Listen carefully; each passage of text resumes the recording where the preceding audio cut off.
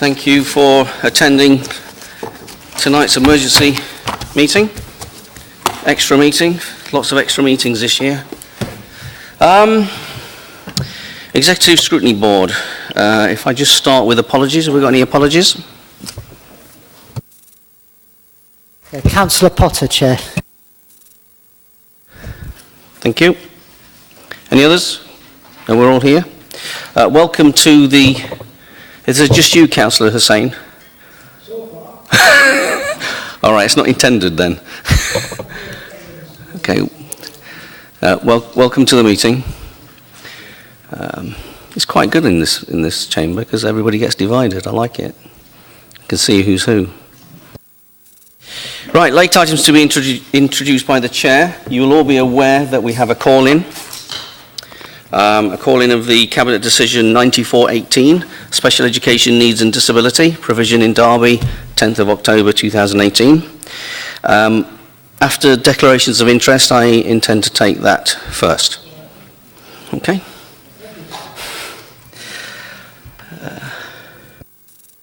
Okay, declarations of interest. No?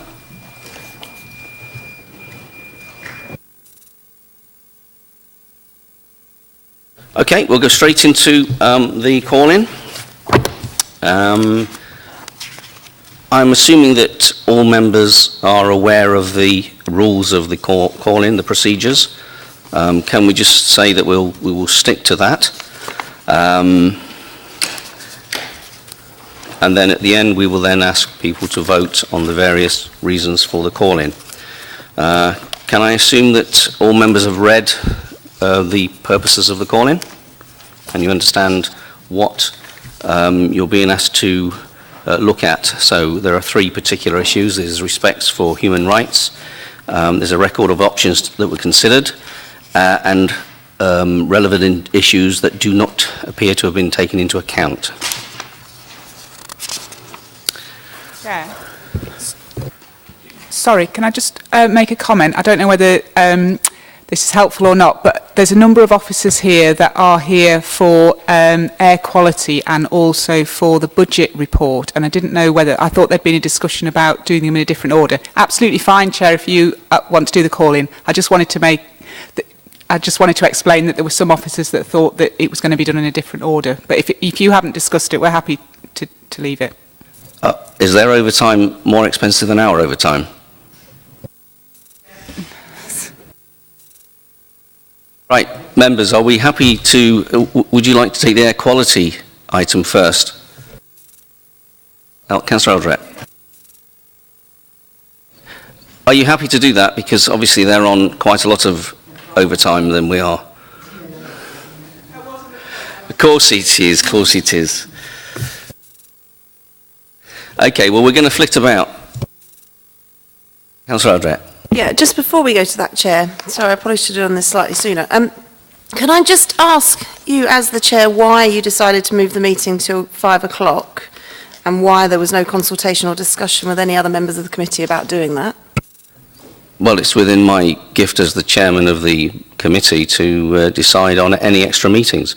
This is an extra meeting to the committee, and bear in mind that usually the Executive Scrutiny Committee goes on for a long time. I saw no reason why we shouldn't do it at this time. There seems to be quite a number of people here.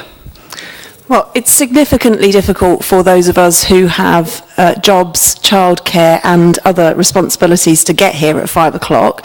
It is not normal for us to have meetings at 5 o'clock, and personally I'm here because I believe it's important to hear, but it's been very, very difficult to get here for this time and for other members of the Labour group. So I'd like to request that in future we do not hold meetings at 5 o'clock, and if you wish to change the time of a meeting, with the greatest respect, you're not the only person on this committee, and you should consult with the other people on the committee before you make an arbitrary change to the start time of a meeting. Thank you, Councillor Eldred. Duly noted. Right, are we happy to do the air quality item first on the Council Cabinet? Who's kicking this off? Yes, Chair, I'll give an introduction, and I have got Nigel Bryan with me if there are more technical questions that I'm not able to deal with. So this report sets out another step towards our project Sorry, is that better? Sorry. This report marks another step towards approving a project to reduce the roadside emissions within Derby. We've been doing a significant amount of work over the last few years, working with DEFRA at the government to develop our approach. We went out to consultation some time ago, and this is now the results of that consultation, and it's also then on the basis of that consultation plus some additional technical work that we are presenting a recommendation to members to approve the option that looks at traffic management measures focused on Stafford Street to address the specific exceedance that we have, and that would be without any congestion charges, any clean air zone charge for road users. So this report sets out where we have got to today, and it seeks approval for that in principle approach to the traffic management measures. As I say, it's a significant step forward. It's part of the journey that we're on. We will be giving an update to government on the 30th of November in terms of our progress, and we'll be submitting a full business case as soon as we have all of the relevant information available. Thank you, Chair. Thank you. Does members have any questions? Councillor Rawson. Yes, thank you, Chair.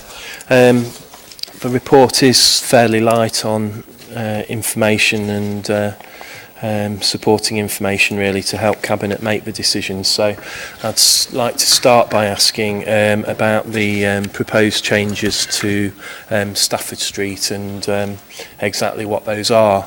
Are we talking about changes to the sequencing of traffic lights? Are we talking about extending the carriageway into dual carriageway to improve traffic flow? Are we talking about one way or diverting traffic onto surrounding streets? So first of all, if someone could perhaps just talk a little bit more about what the actual plans are in terms of the changes at Stafford Street. Before you answer the question, can any other questions? Councillor Eldred. Would you like to ask all your questions, please? Yes, okay. So secondly, in terms of the scrappage scheme that was proposed previously as part of the solution to the air quality problems. Again, there's very little information about the scrappage scheme, if indeed it is still part of the proposals. I think there's a mention of applying for funding for that, but again, without a serious scrappage scheme as part of the proposals, it's difficult to see how this would actually be able to tackle air quality. Thirdly, in terms of the response from government, has there been any discussions with DEFRA to try and ascertain any the likelihood that this plan will be accepted, because it does seem rather fruitless to put a lot of time and effort into developing option one if DEFRA are going to say, well, no, that doesn't meet the our requirements, it doesn't meet the legal requirements of the court ruling. So, you know, exactly what feedback have we had and how likely is it, do we think that DEFRA will accept this if we do go ahead in terms of option one?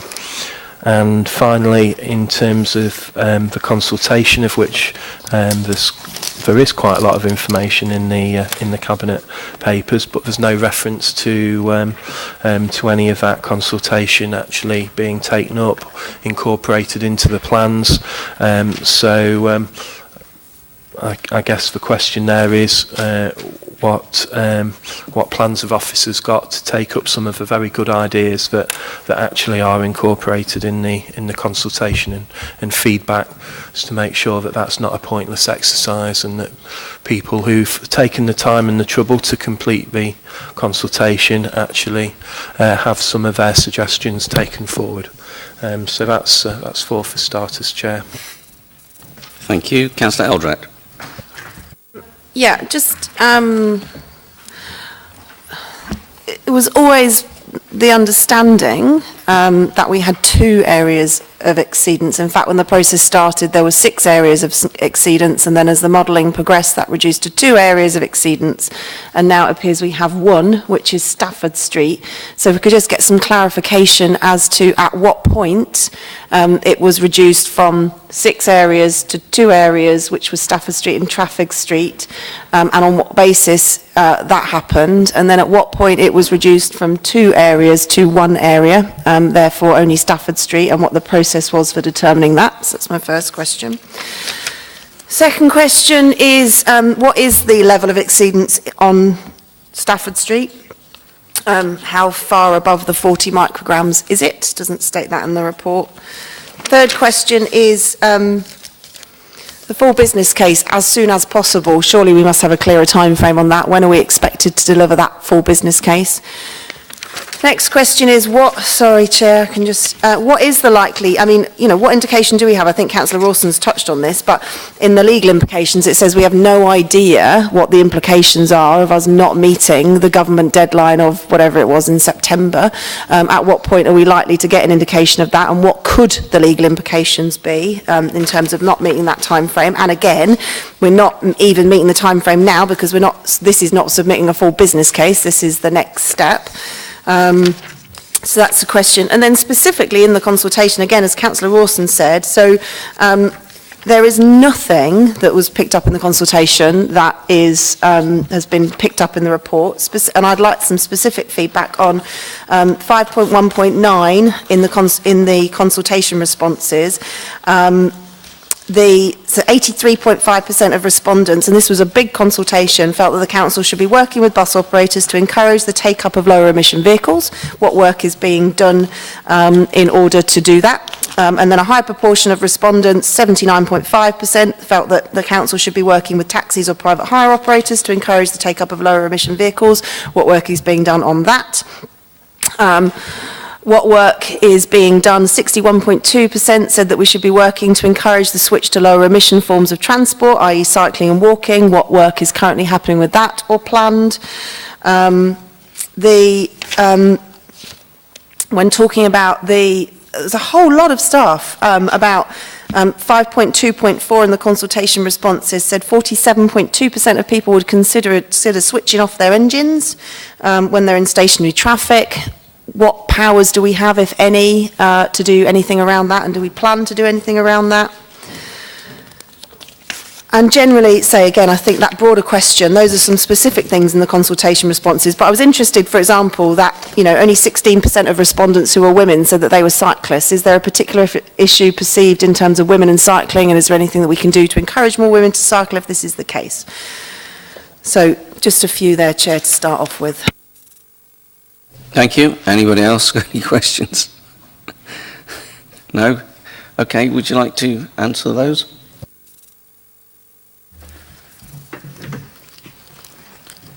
Okay, we'll start with Councillor Rawson's questions. The traffic management option, it will indeed be a sequence of changing the traffic signals around, basically trying to cap the flows and also change the flows, and dynamically manage the flows on adjacent routes as well. So it's not just Stafford Street junctions either end, although that will obviously be a feature. It'll be junctions adjacent to the network, management of the inner ring road changes, and slightly further afield as well. We're still working at the moment on the displacement of flows and how that needs to be managed, but part of the bid will be bidding for a new urban traffic management technical solution. We already have one. It's 15, 16 years old, but there's new technology available to help us with that and help us to reapportion and reassign that traffic around. In terms of scrappage, the scrappage element or vehicle incentive replacement scheme, because government don't like the word scrappage, we are still proposing an element of that to be taken forward as part of the Clean Air Fund bid, the CAF bid. But we're going back and redeveloping those policy ideas, because previously we'd looked at a very targeted solution as part of dealing with Stafford Street. Now we're looking at something that's a little bit bigger, because we believe that the CAF funding can be stretched beyond measures which are directly responsible for Stafford Street. So there's the full business case is about Stafford Street, and then the CAF funding can probably be slightly wider reaching. So we're looking now at what is the best medium scale scrappage scheme, if you like. What are the best target vehicles to go after? In terms of your question about the acceptability of the plan, well, legally, basically the tests are that it has to work, and we think we've got enough evidence to prove that it works. We're still going through final traffic modelling and final clean air modelling, and we'll have those results back, we think, in the next 2 to 3 weeks. But we've got another system of modelling it using a system called Eneval, which shows that it will achieve compliance, and in fact we can play with the magnitudes of that a little bit. There's a little bit of wiggle room in that for us. If it achieves compliance, then, and it does it faster than a charged for scheme, and our baseline scheme was option 3, which would take probably 18 months to 2 years to implement and to bring live, well, we can actually prove that these changes are operational during 2019 into early 2020 for Stafford Street for that specific element. So we think it delivers it as soon as possible and is at least as good as the scrappage scheme. So on that basis, we're working within the legal definition. We believe that this is a scheme that will be acceptable. Consultation in terms of incorporating the plans and proposals, you're right, there were some very good ideas came out of it, and we'll address some of those when we look at Councillor Eldred's questions. But most of those now we're looking at taking forward in terms of the actual CAF bid, because that's where the wider reach is, that's where there's probably a little bit more wider community engagement. Stafford Street, it's pretty much about the definitive legal proposal there and the legal exceedance. Looking at Councillor Eldred's questions, the one area of exceedance, we did start with 5 or 6 areas of exceedance. There is a long drawn out and very technical process of modelling this. Gradually we're putting more and more refined local data into the model, and over time what we've found is that some of those exceedances begin to fall away when we look at both the local modelling of, because initially it started out with some national trend data being assumed. As we've refined that with local data, as particularly the mix of HGVs in Derby and Derby City Centre is lower than the national modelling showed, so that starts to bring it down and starts to remove some of the exceedances. Eventually we did get to Traffic Street and Stafford Street as being the 2 areas of exceedance. At that point we had no direct traffic management option, because one always influenced the other one negatively. So what we did do though was look again at the model and look at why Traffic Street, no matter what we did, was always so difficult to see a reduction in the exceedance. And then finally worked out that it's because the model was assuming that it was a 4-lane carriageway, permanently 2 lanes in each direction, and it was growthing up the amount of traffic that was expected to be using it. When we identified that and agreed that was happening with DEFRA, because it is a national model, it's not a Derby City model, when we agreed that and then we put in the local traffic data again, Traffic Street dropped out of the exceedance, leaving us just with Stafford Street. Stafford Street level of exceedance is around 43 micrograms per cubic metre of air. The passive tube measurement that we've had out there as well, just to support that, that's been out there for about 5 or 6 years, it shows an exceedance in the realms of 43, 44, 44 and a half. So the model is kind of on tune with what the passive tubes are showing.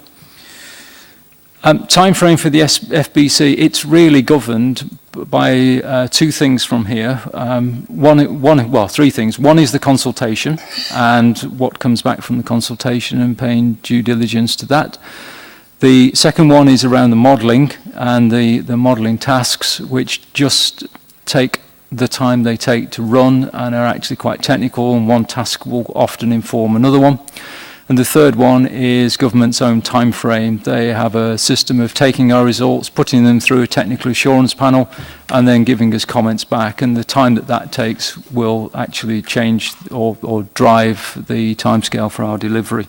So as soon as possible is actually probably the best visibility we've got from here. We do have a project program, but that program can be changed by the speed of feedback, etc. Legal implications, we are genuinely not sure, and I think it's probably a missing part of the legislation, and the fact that there isn't another part of the legislation which government was proposing to bring forward in 2017 but never did.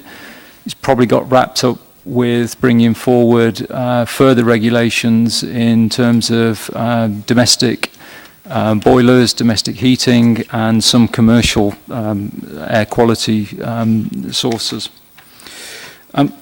Working with bus operators, we are working with the bus operators on what's known as the Clean Bus Technology Fund. As a City Council, we were given £2 million to distribute to the bus companies. We're just the banker in this sort of scheme. It's for the bus companies to determine how many of their fleet they want to change, how many they can change. And then it's for them to get the cleaner technology fitted. So it's basically particulate and NO2 capture devices fitted to exhaust systems. And then there's an audit process, and then we return the government funding to them. So we are doing that, but apart from that, the bus companies are actually quite on board with some of this. They recognise that they need to make fleet change, and they're constantly changing fleet anyway, but some of them are accelerating that fleet change into the first nominated city and town areas under air quality. Similarly with taxis, we are working with taxi vehicle providers, because a lot of issues with taxis are about the speed at which the vehicle providers can actually provide the vehicles. But we've got £640,000 worth of funding towards doing things with the taxi market, particularly Hackneys. Initially, that's around building a rapid charging hub, probably in Tennant Street, and hoping that sort of stimulates some of the drivers to change their vehicles, because part of their duty cycle, they'll actually be able to recharge whilst taking a rest. But there's also changes to local regulations and ranking, etc., which is part of the proposal, and some way down the line, and will be part of a separate consultation on taxi strategy. Sustainable and lower emission travel, we're really keen as part of the CAF bid, the Clean Air Fund bid, to have a look to see if there's any additional funding that we can achieve for accelerating some of the electric vehicle charging infrastructure, particularly if there's things we can do for where people charge at home or charge at business, where we can look at solving some problems in areas where people don't have off-street parking. That's a really interesting issue for us, and it's a really interesting national issue to look at, so we'd like to look at some pilot work on that. Idling policies, we don't have a lot of regulation on idling policies. It's more of a campaigning feature, and again, as part of our Clean Air Fund bid, we were intending to bid for what we've called at the moment just some campaigning funding, but I think that's one area where the consultation on the CAF bid can really inform what sort of campaigning targets people think we should go at, because that would be really interesting for us. What from the consultation are we taking forward? We're taking forward the headlines. Obviously, that option one is fairly well supported, but in drawing up some initial ideas around the CAF bid and setting consultants and our own officers working on issues, we have drawn out some of those ideas on what more we could do with buses, what more we could do with the e-bike scheme, what more we could do with charge features, what businesses have told us about what they may need to get light vans into low emission light vans more into duty cycles. Women in cycling is an interesting one. It's something that we've seen in the past from some of our own figures. We've tried to target through Cycle Derby training and confidence training for women. The take-up's not always been what we'd like it to be.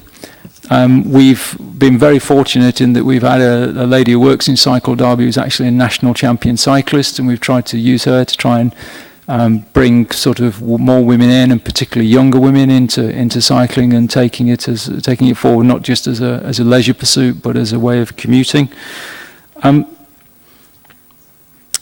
Maybe the e-bikes, we think that there's quite a decent take-up of women cycling on the e-bikes. There's also sort of a bit of an age group with the e-bikes. There's an age group sort of opportunity there that a lot of people, it's the stepping stone between riding a bike and maybe getting a moped, and there's a nice age group opportunity there for us to exploit. Have I missed anything? Sorry, yeah, Nigel, one of the specific questions was in terms of when it moved from 2 areas of exceedance to 1 area, and the kind of the time frame around that. When was that? Oh, sorry. We really started to find that in June this year. Early June, late May, early June, we started to find that there was this problem with the model that we couldn't solve. And by mid-June, really, we'd found the answer and got down to the 1 area of exceedance. So just to clarify, prior to June, there was a traffic management solution was not an option.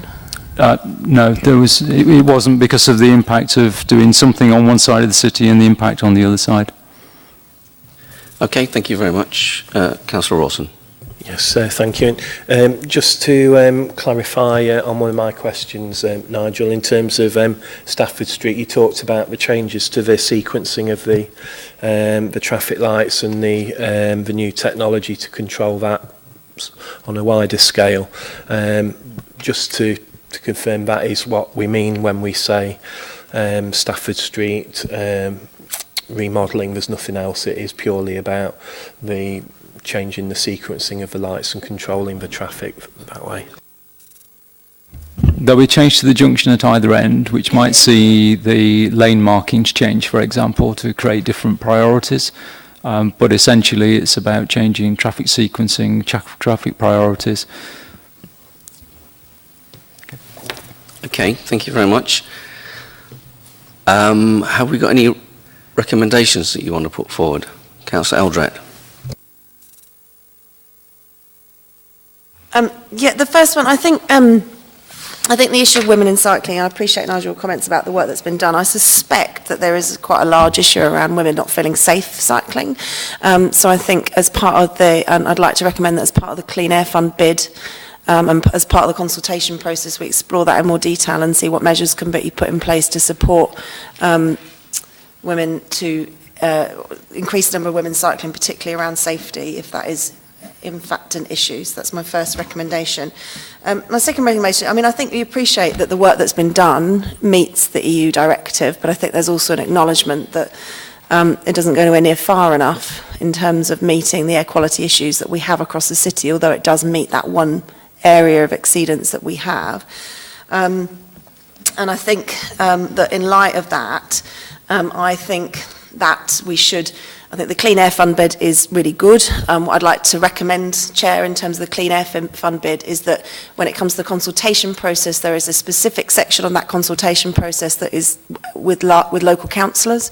I understand that there's going to be a business and public part of the consultation, but that local councillors should be consulted both about what citywide initiatives they think should be included in the Clean Air Fund bid, but also whether or not they have local schemes and ideas that they believe would work in their areas that could then be included in the Clean Air Fund bid. So that's a recommendation. And I also think, given that there's an acknowledgement that there is a wider air quality issue across the city, and that we do have the Green Forum, which has been very active over a number of years on these issues, that I'd like to put forward a recommendation that the Green Forum, that a subgroup or a group within the Green Forum is established that has both officer representation and representation from each political party, specifically to look at issues of air quality across the city on an ongoing basis. So on an ongoing basis, we have a cross-party eye on this, and that we're bringing together experts and interested parties so that we've got that kind of collaborative approach as we go forward. So that's another recommendation. And my final recommendation is that in addition to as part of the Clean Air Fund bid, that we explore expanding the scope, the use, the scale, the number, whatever it is, of air quality management areas that we have across the city, which is another way of us designating targeted areas of looking at air quality and putting measures in place to deal with that kind of wider impact of air quality, and that we should explore that as part of the Clean Air Fund bid. I think that was it, Chair. Thank you. Can I just clarify the first one? You talked about women's safety cycling. Can you explain to me and to the committee how you can differentiate between the safety of men cyclists and the and women cyclists? Chair, I think if I need to explain that to you, you probably shouldn't be sitting up there. Well, I'm sorry, I don't understand how you can do something on a road or a surface that can specifically make it more safer for women rather than men or women. I'm not quite sure. Are you specifically saying you want a recommendation about women's cycling safety rather than just cycling safety? If you look at the statistics in the report, there are significantly fewer number of women who cycle than there are men. And there are many reasons for that. There'll be many and varied, but I would suspect that one of those is around safety, not of the roads, but of the environment. And it could be lighting, and it could be the areas, it could be the location of cycle paths, it could be a whole range of issues. But that I think that we should explore specific measures to encourage more women to take up cycling and specifically look at the issue of women and safety in cycling. Okay, if that's what you wish, I would still thought it would have been better to have increased safety for cycling, and then within those cyclists we could actually encourage more women to take up cycling. I'm still not quite sure how you can specify making it more safer for cyclists that are women rather than cyclists generally, but there we go. All those in favour of that recommendation? Okay, that's passed. The second one is, I believe the extent of it was that you want all councillors to be consulted on the Clean Air Fund bid. Is that correct? Specifically in relation to what city-wide initiatives they'd like to see, but also local level initiatives and ward level initiatives they'd like to be included in the bid. Okay, all those in favour? That's passed. And then you also want a subgroup to be part of the Green Forum, and you want officer representation on there? Is that? And one from every political party. All those in favour? That's passed. And you also want the AQMA, I don't know how you pronounce it, areas expanded from the existing list. All those in favour? All those against? That's passed. Thank you very much. Okay, we'll now go to the call-in. There's another cabinet report as well, if you want to consider that first. Oh, sorry. Now we'll do the medium-term financial plan, 2019 to 2023. Thank you, Don. Thank you, Chair. This report is an update in our quest to get to a balanced budget position for 1920 and a clear plan to balance our budgets across the medium term, across the next 3 years beyond 1920 to 22-23 as well. The plan to get to this place the aim is to get to a balanced position for 1920 in time for a further cabinet report on the 12th of December. And at that stage, the plan from there would be that we start a formal consultation process with the public, all stakeholders, trade unions, business ratepayers, scrutiny commission, etc., from the next day on the 13th of December. We'll then receive that feedback and then use that feedback to build into a final budget report for February and then full council on the 1st of March. Within the summary, Chair, just taking you back, the July Cabinet report set out our early plans for a 4-year medium-term financial plan. The gap at that time was just under 23 million, 22.8 million pounds over the 4-year period, with a gap of 12 million pounds in 2019-20. So that was the position back in July. What this report sets out and shows is that we've made good progress over the past 3 months, and the updated position that's included in this report is showing a gap over the 4 years of £9.5 million, with a £5.5 million gap still to find for 2019-20, and clearly we're working very hard to manage this number down. What the report sets out and references, by far the biggest challenge we face are the significant ongoing pressures with, like all councils across the country, with social care services. And one of the key objectives linked to that and included within this report is to seek approval, Cabinet approval, for the savings plans that are outlined and set out in the report, primarily for people services, but there are also some savings set out for corporate resources as well. The main aim for that, Chair, is so that we can actually start the consultation process for some of these savings plans which have long lead-in times, 12 weeks consultation and the like, so that we can, with that approval and taking into account the feedback from the consultation, to be able to deliver those savings plans as early as possible.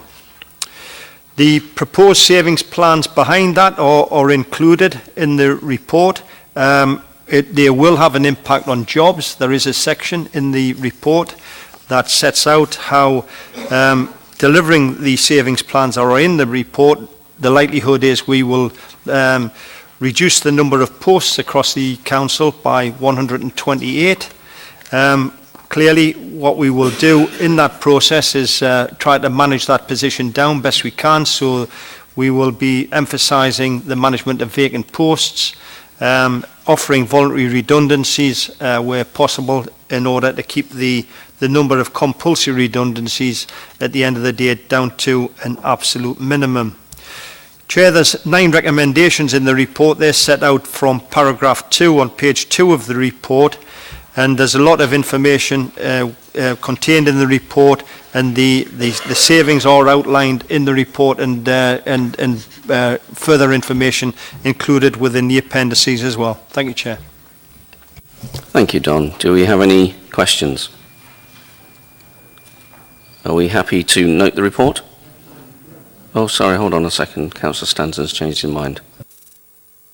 I haven't changed my mind, Chair. I just wasn't aware that we were going to jump through this quite so quickly. I've got a number of questions. I mean, first of all, it's refreshing to see a report as honest as this after years and years of being told. It must be quite sobering to actually find yourselves in the seat, the current administration, and go, yes, actually things are fairly dire, as has been reported nationally. And in fact, if we look at, what is it, 5.2, you just need to look at some of these friendly infographics to see the true scale of actually is not what we need to achieve next, but what we've already achieved to date in terms of savings. A bulk of savings has already been achieved over a number of years, and so that's why we find ourselves in the position where there truly is no fat to trim, and so what we find ourselves here is some very difficult decisions. So I'd like, in terms of questions, I'd like to understand,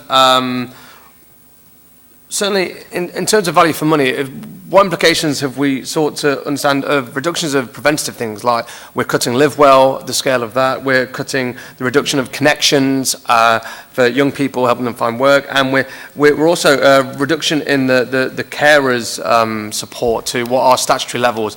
I'd like to understand what are those statutory levels, what does that mean we're cutting from carers, and what is the general implication of those carers who then find that is the tipping point at which they then decide they can no longer be a carer, and those people become the sole responsibility of this of the council. I would also like to know, in terms of 8.4 and the removal of, or the closing of daycare, we talk about alternative community and voluntary placements. Do we know exactly what the number of alternative placements we've found? Is there like-for-like daycare opportunities for those people, and are those voluntary community groups happy and willing and ready to take that on as a responsibility once we close those facilities? And have we done a consultation in that area as well? I think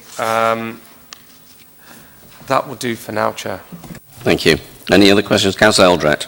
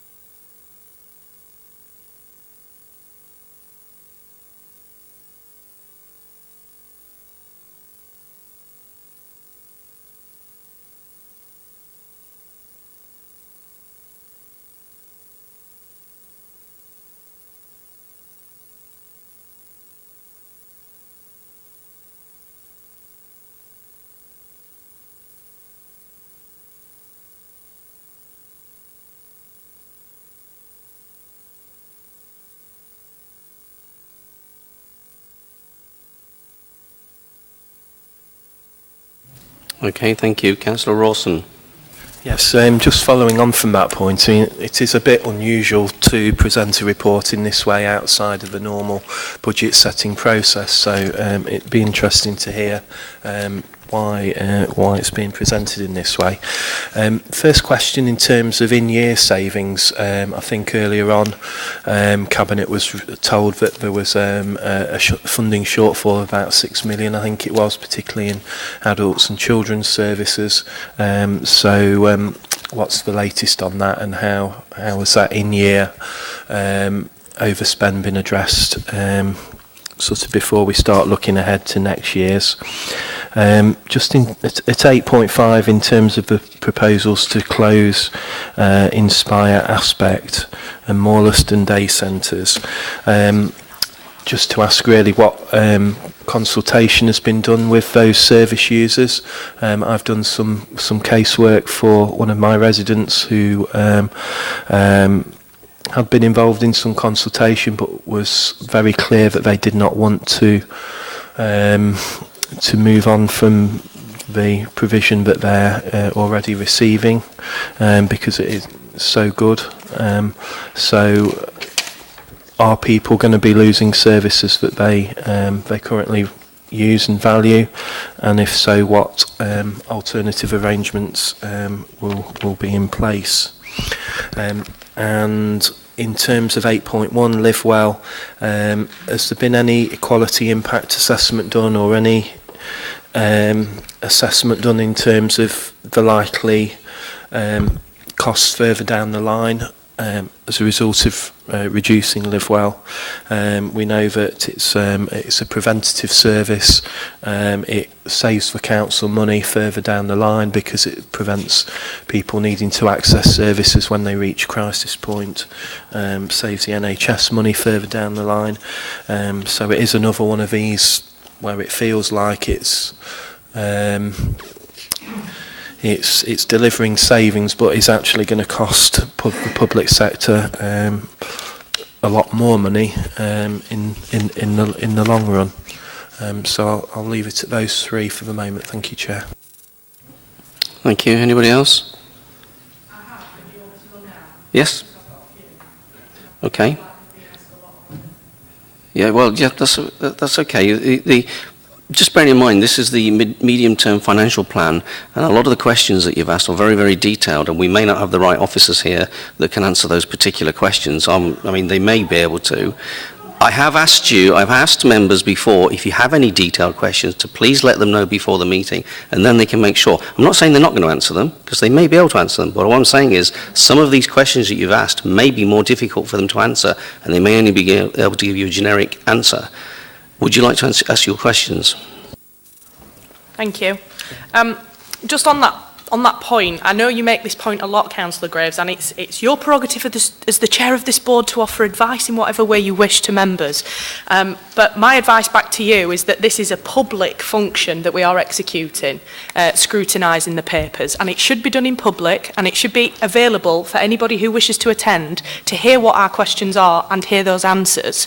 So I will continue to ask whatever questions I like in these meetings. Councillor Russell, I'm not saying you shouldn't ask your questions. You can ask them very publicly if you want to. Okay. But if you want those details, then what I'm suggesting is you forewarn them the questions you're going to ask. Okay. I'll just carry on. So I'm just conscious that I missed a little bit at the beginning. I was just in the loo. So Lisa may have asked some of these questions. So if they are repeated, I'm very, very sorry, everyone. Can I just ask about the school improvement team? It talks about taking the service to the statutory minimum. Can you just advise me what the statutory minimum is and what that means in terms of FTE, please? The remodel of the service for fostering and residential provision. Is there going to be further consultation done specifically on this issue separately, aside from the MTFP process? Because obviously this is a fairly... Yes. Okay, you don't have to answer that one then, Andy. That's okay. The review of younger adult care packages. So at 5.9, it talks about the fact that in 17-18 there was an increase in numbers of adult care packages by 10%. But in the report, it talks about a savings target of £850,000 over 2 years in those areas.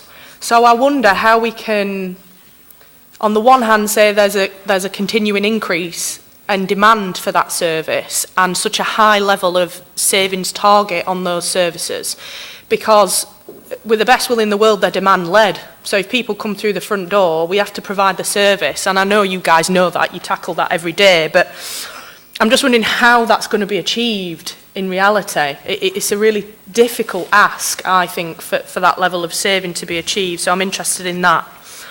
Libraries. It says here, transfer of library service to a community managed model. Does that mean that the library plan that was left by the previous administration will be being followed? And does this mean there will be no closure to any of the city's libraries? In the appendix at 4B, it talks about a reduction in the controllable public health grant, totaling 509,000 in the first year. What does that mean in practice, and what could be lost as a result of that?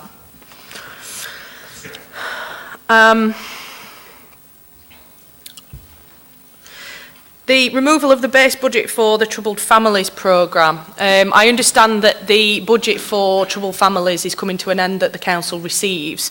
The question is more around what that could potentially lead to. So the removal of that budget, I know that we will no longer get, and therefore the council is saying we will not spend that element anymore. But what could that lead to later for the families that are supported by the Troubled Families programme? And will that mean more costly interventions potentially at some point later in the line for the local authority?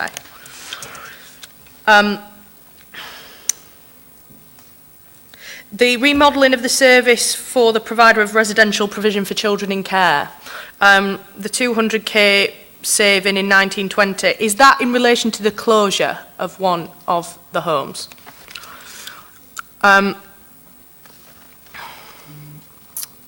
Can I just also ask one final question? I think there is more, Chair, but I've got so many notes over these pages. If I've missed anything, I will go back again to the officers. Just one thing about the review of staff and councillor car parking. The first question on that is, in relation to the staff that need to use their cars for work, will that apply to them? So our care staff that go out on call, etc. There are a number of staff that require their cars for work. Will that apply to them? And secondly, is this predicated on people actually buying a parking permit? We're not actually going to save money by stopping people just parking. Is this based on people buying a permit? Because if it's about the number of spaces available in the car parks, I'm not sure that that's really legitimate, because there's quite a lot of space generally every day in those car parks that I know that councillors use, certainly. So it must be about purchasing. Has there been an exercise done to actually test whether people who currently receive free parking would in fact buy a permit? And if so, is that saving achievable? And one final one about the beloved brown bins. There is a pressure in the paper I spotted in one of the things. I can't find it now. £722,000 is the cost, that is the pressure for the reintroduction of the brown bin scheme to provide it free across the city. Has the relevant work been done to analyse whether that figure is accurate? I.e., what is going to be the take-up? Does that include the capital cost of producing or reproducing brown bins? And what sort of work has gone into reaching that figure? Thank you. Councillor Khan. Touch on libraries.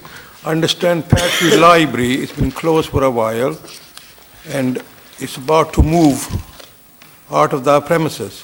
So is that included in the budget, the cost of Patrick Library and the move? Okay, thank you very much. Any more? Right. Chair, can I set off and answer a few of those questions and perhaps then pass across to Andy, I think, and make a suggestion that we might as well go through all the people services savings included in paragraph 8 of the report, because I think the questions we've received actually... Yep, sounds a good idea.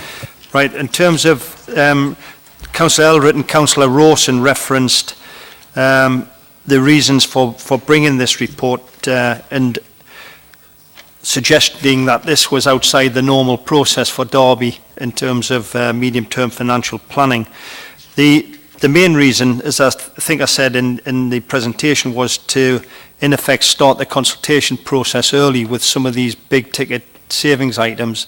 And by taking the report through the Cabinet process now, the lead-in time for the consultation is 12 weeks. And to us, it makes sense that we actually start that process now rather than waiting till we set the budget next March, because clearly that would take the consultation process into perhaps the first quarter, maybe into quarter 2 of next financial year. So what we will do if this report is approved, we're seeking approval to start that consultation process.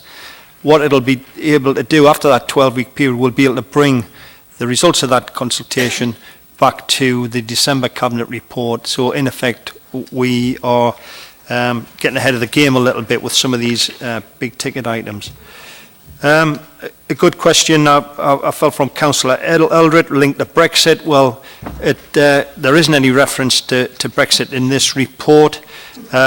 My view on what the impact Brexit is having on local government, I think it's having an effect on all legislative or delays in all legislative requirements within the whole national government model, including local governments. So the impact it is definitely having on us, for example, is putting the fair funding review at risk, certainly building in delay, because civil servant time seems to be wholly devoted to Brexit and has been for the last 6-9 months or so. So there is a delay around fairer funding.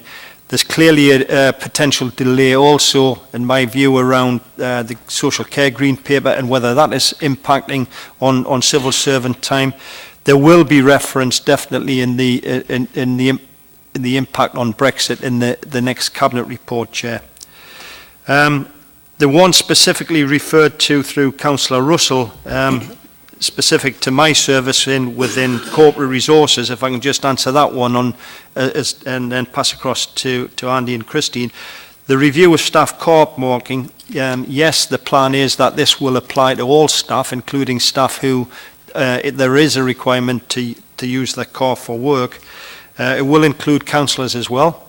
And the question specifically around where we believe the saving will come from, there is an assumption that and the figures have been modelled on 25% of the existing cohort of people who get free car parking. 25% of them will actually pay for the service going forward. So the saving is reliant on existing employees who get a free service actually buying that service going forward. Thank you, Chair. Thank you, Don. Andy. Yeah, thank you, Chair. Just to kick the discussion off, just to pick up on one of Lisa's questions in relation to what the Cabinet members or Derby is doing in relation to contacting government around the challenges around the financial position, which is outlined at 5.7 in the report. I'm not going to summarise all the concerns and challenges around pressures, because I think that is outlined very candidly and honestly in the report. But in terms of the specific action that Councillor Williams and Councillor Webb have taken, certainly on the children's side, there have been robust letters sent through to both the Home Office in relation to the increasing costs of looking after unaccompanied asylum-seeking children from Laverstock Court. And we've got some further letters that will be going forward over the next week or so.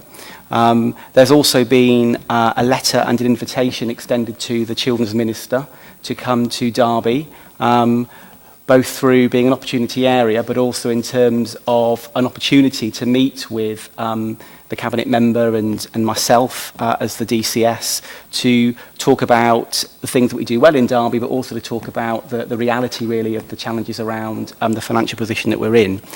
On the adult side, Councillor Webb has written to the Secretary of State for Health and Adult Social Care in relation to concerns, as outlined in the report, really about the money that's been injected into adult social care being very much temporary funding through the Improved Better Care Fund, through these one-off adult social care grants, through the precept. Concern about the adult green paper being put back again until the autumn. and really just concerns that much of the temporary money is actually funding frontline adult social care services, and that we need, like every council up and down the land, regardless of who's in control, we need a sustainable solution for adult social care. In addition, at the last Health and Wellbeing Board, the Chair made a decision that there would be a cross-party letter sent through to the Secretary of State again around the fact there needs to be sustainable funding solutions. So Councillor Repton and Councillor Webb and Hardill Dinser have been involved in crafting that letter, and that went off, I think, at the end of last week. In relation to the various questions that you've raised around all of the proposals, essentially, that are in here, subject to Cabinet decision that we want to go out to consult on, what I'll do is ask, because we've got the key directors here, the key directors to kind of move through. We'll start with public health, and then we'll move through adults, and then we'll move into children's. And directors would have been noting the questions, and we'll try and pick the questions up as we go along, so that we can try and just bring these to life a little bit in terms of some of that detail, okay? So I think... Thank you. There were quite a few questions surrounding Live Well and public health in general, so I'll try and pick them off in a general narrative. Live Well is the Council's vehicle for delivering prevention, as pointed out correctly, and it is paid for through the public health grant. The public health grant has diminished by 3.2% year on year for the last 3 years. So the £509,000 reduction is just the reduction in the Live Well grant being visited on public health operating budget. I'll come to that in a moment. As for the offer itself, the offer currently stands at £1 million. It's been reduced year on year because, by and large, the activities that Live Well delivers, whilst are essential, are not statutory. They are discretionary. And the decision was taken some years ago in order to reduce non-statutory delivery, and hence Live Well has suffered as a result of that. The proposal is for Live Well to deliver at a cost of £600,000, which entails a £400,000 reduction. That means that both the size, the number of people that it can see, and the scope, the range of things that it does, will diminish to some degree, but it will still continue to deliver core public health prevention services such as weight management, smoking cessation, and whilst the numbers of individuals that it will see will reduce, the criteria largely remain the same, and the things that have gone, or the things that are proposed that they will go, sadly, are things that are normally NHS facing. So our participation in a bariatric surgery pathway, our activities in relation to cardiac rehab and work in the hospital, they will go, or it's planned that they will go, whereas things that are more beneficial to the local authority residents, such as reducing people's weight, stopping them from smoking, and conducting some statutory checks, they will be preserved. As for an equalities impact assessment, there have been a number of assessments conducted on the reduction of Live Well over the years because it's been reduced repeatedly. There isn't a current one because the plan was to have an equalities impact assessment alongside the consultation on this reduction. What is important is that, and I would take this because it makes me look like a technical expert, it's very, very difficult to cost out a negative. So to say what is the cost of not doing something is particularly difficult in a public health perspective. We can say who won't be seen, like outcomes and outputs, but to say what costs are, or what's the cost incurred by not doing X to a cohort of people, there's so many variables, it's impossible to calculate that. So I'll say it's nigh on impossible for me to sit here and tell you what would be the cost of not doing a proportion of this scheme. I think that's all the questions.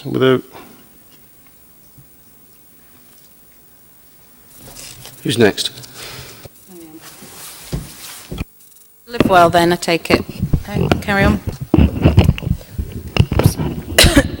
So yeah, I'm Kirsty McMillan, one of the other service directors. I'll talk through the next 3 or 4 and take some of the questions that are noted down. The first one at 8.2 relates to the council's in-house care homes and also the proposal around closing the remaining day centres. I think the point has been made, but probably we'll just reiterate. This is about going out to consultation. I think it was Councillor Rawson who was asking whether there'd been consultation with families as yet. There's been various consultations over the years, but actually this report is proposing going out with specific consultation on the matters in the report. So one of those would be around closing the remaining day centres. So obviously the proposal would be around forming the detailed consultation plan, and that would be working with the affected families. In terms of the numbers, I'll just stick with the day centres. We've currently got very, very few people now using the council's day centres because we've been diverting people into community alternatives. So, for example, we've got, by the end of October, there'll probably be 2 or 3 people left using Aspect and Inspire. And with Morleston, which is the centre for older people, on any one day, we've got between 5 or 6 people. So we're actually not using the centres as we used to, and that's primarily because we're diverting them into alternatives. And I think one of the questions was, are there alternatives out there? Well, there clearly are. Certainly in the past 4 or 5 years, there's been 5 or 6 alternatives to day activities that have been set up by our own staff who've since left the council and gone to provide some of those alternatives. And certainly a number of people who were using Aspect and Inspire have now moved on to work or to go to settings in the community that actually have got some former council staff operating them. And that's in addition to a range of independent sector providers, as well as services like our own Shared Lives, which is an alternative that we would divert people to. So, like I was saying, this is just around the consultation, and it would be directly with those affected individuals. There'll be public consultation, so anybody can have their say, and we'll try and make that as inclusive as possible. There'll also be an equalities impact assessment, as Richard was just describing. I think we're anticipating doing an equalities impact assessment on all of these so that before Cabinet were to make any final decisions, they can be clear about the impact of any of the proposals. And then in terms of the in-house care homes, I think Councillor Rawson was asking what would happen to the buildings. So the proposal is around consulting on rationalising the remaining buildings. So we would be currently operating out of Warwick House, Perth House and Arboretum, and the proposal would be to reduce that to just Arboretum and Perth House. And so therefore, I think it's in 8.6 of the report, it would be that actually Warwick House would be declared a surplus and disposed of. Now there is a unit within Warwick House on one of the wings called Bonsall View, which is a respite facility for younger adults, and actually if the proposals go forward and if Cabinet were minded to agree, then we would want to relocate Bonsall View because that is a well-needed resource that the city wants to continue providing. But certainly in relation to Warwick, the proposal would be that it would be declared a surplus and therefore it would be in the pool for disposal. Are there any questions on those two? No, we're not Further taking questions at the moment. Okay, just continue. The next one under 8.7 was around reviewing care packages, and I think there were a couple of questions. One was about whether the savings were too ambitious given the fact that we've previously reported an increase in demand, and I think someone wanted more details on what the sort of asset-based approach is. I suppose what I'd say about the savings target, it is only indicative. That is set against the fact that we spend over £60 million a year on care, so proportionately, you know, £800,000 is a lot of money, but compared to the vast majority that we spend, we're thinking that, you know, the modelling suggests that that's maybe where we could pitch this. And in terms of what the asset-based approach is and community-led support, this has been something we've been quite renowned for in Derby over recent years, which builds on sort of working with individuals to make the most of their own networks of support, whether that's family, friends, whether it's community organisations, and our local area coordinators have a role to play here. So this is really about whether we've absolutely maximised that and whether we can target our social work reviews to see whether there are more people who would benefit from that approach. And that actually is about reducing dependence and therefore the cost onto the council. So that's just really building on an approach that we've got in Derby that's been running for a number of years now. The next one, which is about how we respond to the deprivation of liberty safeguards. I don't think there were any specific questions, but in a nutshell, at the moment, we have a duty to carry out an assessment to see whether people can be lawfully deprived of their liberty under the Mental Capacity Act.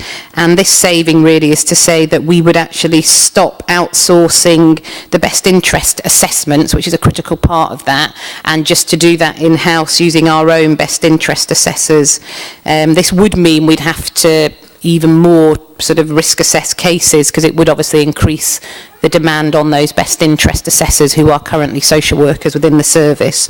But that's essentially what that proposal would be about, but I don't think there were specific questions to answer. Under 8.9, which was about efficiencies in the workforce learning and development, I mean, in this case, rationalising is looking again at the staffing structure and seeing whether we can do it differently. And it actually notes in the report that that is likely to lead to a reduction in posts. And again, as Dom mentioned earlier, the first point of call would be to see whether there's any vacancies that we're holding that we would look to initially to try and reduce the impact on staff. And then the next two, which I can talk to, was around CareLink. I can't recall. Oh yes, there was a question actually about the indicative savings and where they would come from. I think this would primarily be around looking again at the structure of the service, making sure that it can operate on a 24/7 basis.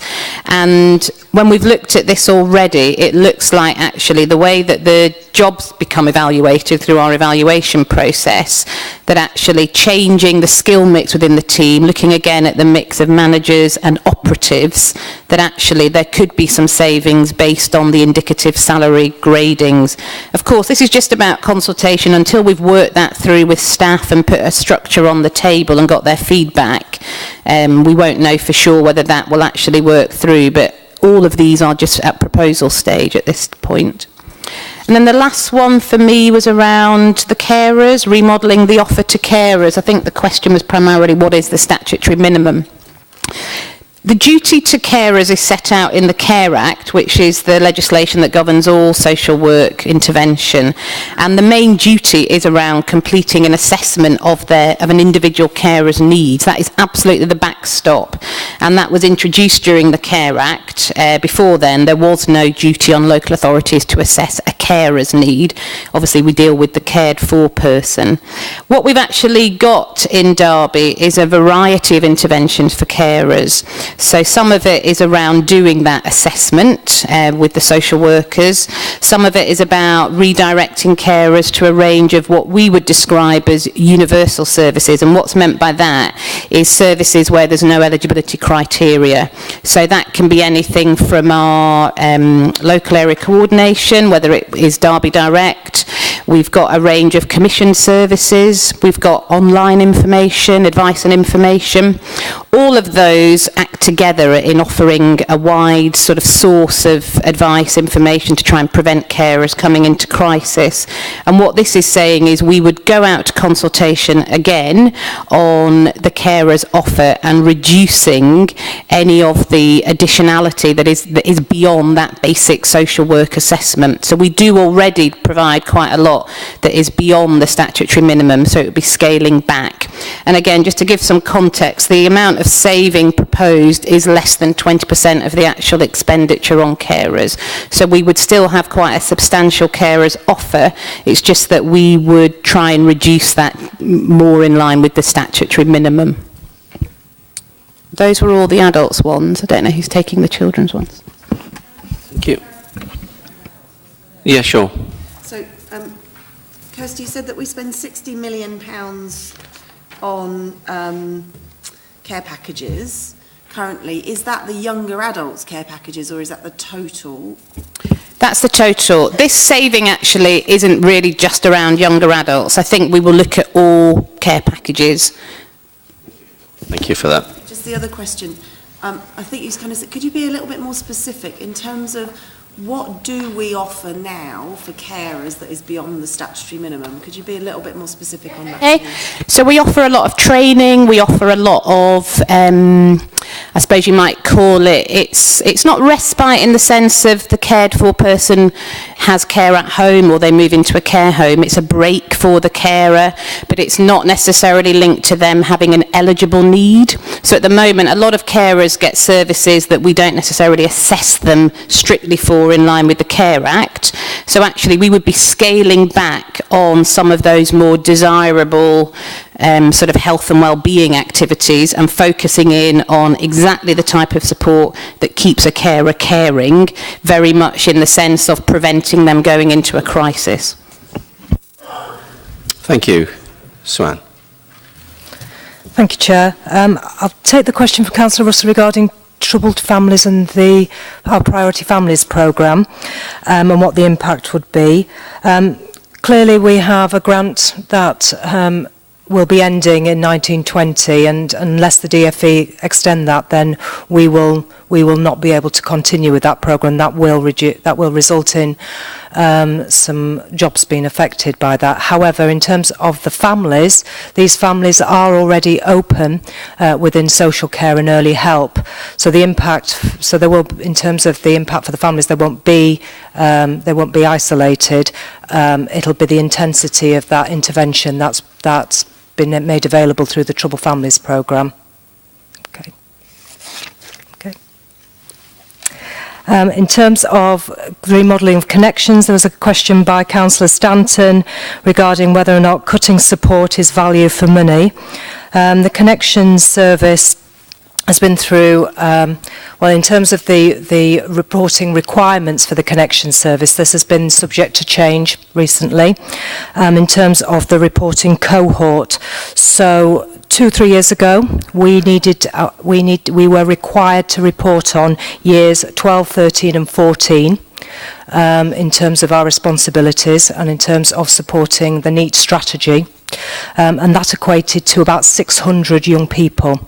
This has now changed to requirement for reporting on years 12 and 13, and therefore the number has reduced to 320. So in terms of us rationalising the team, in terms of our requirements, in terms of the duties to these young people, there is a clear correlation between what we have to do and the size of the team. And clearly for those that are older, we still provide that service for those young people with SEND up to the age of 25, so they're still involved. There were no questions on the social impact bond, so I'm not intending to go into that. And there were no questions on the yacht, the youth offending restructure, so I won't explain about that.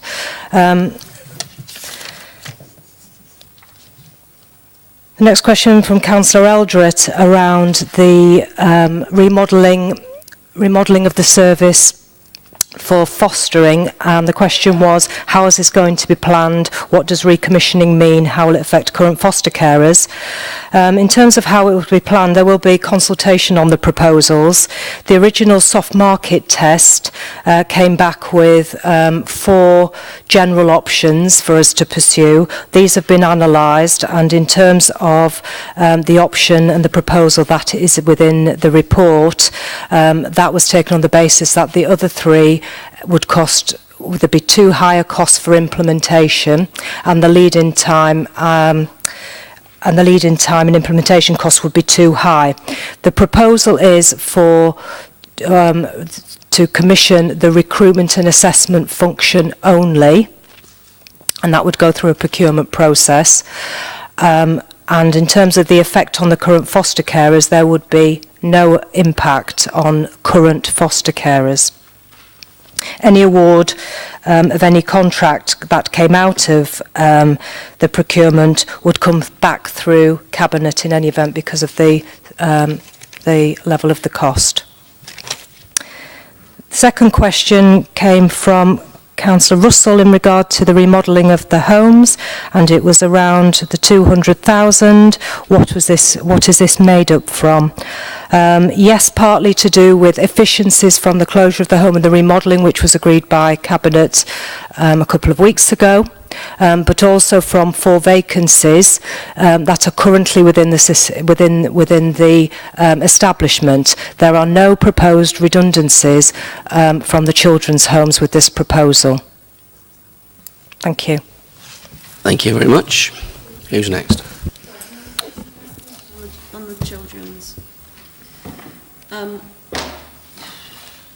What were the other 3 options in relation to the fostering? Sue-Ann, please. I've got those in front of me, Councillor Eldred. The first one, which you're aware of, is to externally procure the recruitment and assessment function. The second one was to establish a shared service tri-borough arrangements across D2N2. Third one was to establish a separate organisation with its own governance, such as a community interest company, social enterprise, or an arm's length management organisation, etc. And the fourth one was to procure the whole of the service out. So that would be the whole of the recruitment, assessment and support function. Thank you. Thank you. Thank you very much for that. Verna, are you next? Thank you, Chair. Pauline Anderson, Acting Service Director, Learning and Skills. There were 2 questions about school improvement, and the first one, Councillor Eldred, I understand is to be a question about the Opportunity Area Board and how the school improvement reductions sit alongside that. I think it's probably worth underlining that the majority of school improvement is actually funded through the universal provision of education through the school budgets, and schools themselves develop their own practice and secure improvements, and year-on-year improvements are being made. But you are absolutely right, £3 million plus has been brought into the city by the Opportunity Area, which has added to school resources, and any extra money is a good thing. Now I've just blacked out then. And also significantly, over £2 million has been brought into schools for improvement in the last year or so in all sectors, from early years to secondary schools, through the Strategic School Improvement Funding through the Regional Schools Commissioner's Office. So all of this tells me that the key to sustainability is actually partnership and collaboration locally across the education sector and also regionally. However, we have raised concerns about the sustainability of funding, the opportunity area strategy itself, and we're also waiting for national announcements about the way forward for school improvement. Councillor Russell, your question is about the equivalent. What is the full-time equivalent potential after the cuts, and it is a minimum of 2.9 people in what I think you would understand to be the school improvement team, i.e. the school improvement advisors. But that doesn't include other areas such as governance, early years and the virtual school. We've calculated the risk to schools, as you can imagine, because that's something we've worked really hard on over the past few years, and we have made year-on-year reductions in that service, and we recognise that this is absolutely the lowest point that we think we can go to. Thank you very much. Anybody else? Thank you, Chair. There weren't any questions specifically on 8.20, which was in relation to a management review, but as outlined there, we are looking at how we can achieve rationalisation of senior management arrangements across people's services due to some movements in the service. Okay, do we have any secondary questions? Sorry? Councillor Khan did ask a question. Sorry, I can answer the non-people's questions. So in relation to libraries, the saving that is set out in this report is the saving that is currently approved in the MTFP. So what it doesn't reflect is any changes that might come forward. As people are aware, we are in the process of doing a review on the library's implementation process, and therefore any further information on that will come forward when it's appropriate. And so in relation to Pear Tree Library, we are looking at alternative locations and putting together some options. And again, a report will come back to Cabinet in relation to that. So there's no funding or information within this report with regard to Pear Tree Library. In relation to the administration's proposals for free brown bins and the funding that's identified as a pressure in this report, we are doing a more detailed piece of work at the moment that looks at the options and the ways in which we could implement some sort of scheme, and that was also going to be brought to Cabinet in the near future. Okay, Councillor Stanton first. Just a couple of points of clarification. One, I think Don touched on earlier on about something around the consultation process and trying to bring that forward, sort of kick it off. Just for clarity, that doesn't impact the actual public consultation process on the budget, which is set to start on the 13th of December and go on into January, to whatever date in January will be decided, I'm sure. Secondly, on the report on libraries, it seems a bit strange. We did have the Cabinet member for that area at full council make an announcement that there was a 6 weeks review into that policy going on that should have expired in the long hot summer, and I defrosted my car this week, so I was just wondering when that may be completed and reported, because it's getting on a bit now. And just to touch on a couple of other bits now I've been perusing this is corporate resources, potential new pressures, £1 million, and communities in place, potential pressures, another £1 million. Can we elaborate on those even at this stage? They're fairly large to be that ambiguous. That's all. Thank you. Councillor Russell, did you? No? Councillor Rawson.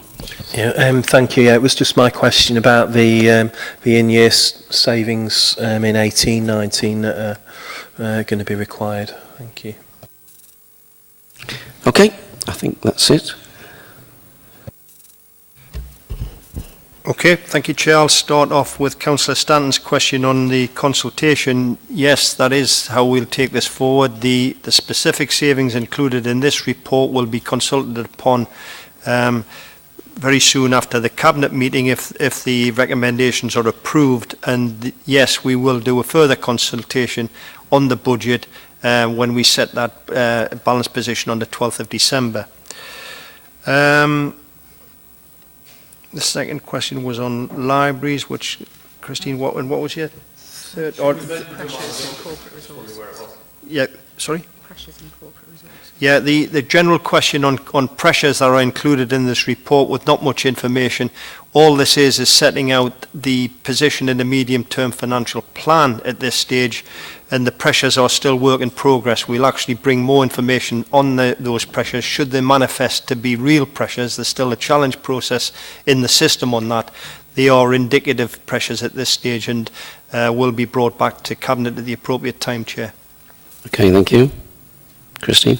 Sorry, yeah, in relation to libraries, I mean, yes, we started a review process and we have been, we had a number of discussions with partners, DHA obviously, as well as Unison, and we did a customer survey. So information has been collated up to that we received in mid-August. And then what we've been doing is having a series of detailed discussions continuing to that, that are still continuing. We have other discussions this week in terms of what we found out through the review process and how we then take things forward. The expectation is that we will be looking to provide an update on the actual review, but then there may be things that Cabinet need to take decisions on, and then we'd look to take those to Cabinet at the earliest opportunity. Don? Yeah, Chair, just to clarify, no time frame on that at all? You got a time frame? We have got a time frame. We're hoping that we will get a Cabinet report in December, should a report be required. It depends on the outcome of the review. Don? Yes, Chair, apologies. Councillor Rawson did ask about the in-year pressures that we're facing on the 18-19 budget. It is referenced in 10.3 of the report. We will be bringing the report back to Cabinet in November, which sets out the forecast of outturn position at the end of period 2, the early indications are that we're still encountering significant pressures, as I mentioned in the earlier presentation, within the social care services. Those figures are still being worked up, Chair. Thank you very much. Well, I think they answered the questions very well, in depth, despite not being aware of what questions were going to be asked. So I thought they did a very good job. Do we have any, bearing in mind this is actually a paper that's talking about consulting, and consultation, are you have any specific recommendations? Councillor Eldred. Around the fostering, and that actually, as part of this process, I understand that we're now only looking at potentially the recruitment and assessment process. However, I think one option that wasn't explored as part of the 4 that was explored in the soft market testing is whether or not there would be any viability or any savings to be had or any value to be had in actually bringing our foster care, City Council foster carers on as employees and member of staff. And I'd like to recommend to Cabinet that as part of this process that is explored. Well, you heard that recommendation. All those in favour? All those against? That's carried. Thank you very much. And thank you for that. That was very good. That's the last item on the Cabinet agenda. We now move to the call-in. Thank you for your patience. I've forgotten what the process is now. It's been that long. Okay, the first process is that you've all got the papers for the call-in. The petitioner, which is Councillor Hussain, will be able to present that, his call-in. We will then be able to question him, and then the Cabinet member will then also be able to present, and we'll be able to question her, and then there's a round of questions afterwards. I think that's right. Questions? No, there's a 5-minute sum up by the 2 members. In fact, you'd have to pick one between the 3 of you, but seeing as it's just one of you, it'll be you. Okay, Councillor Hussain.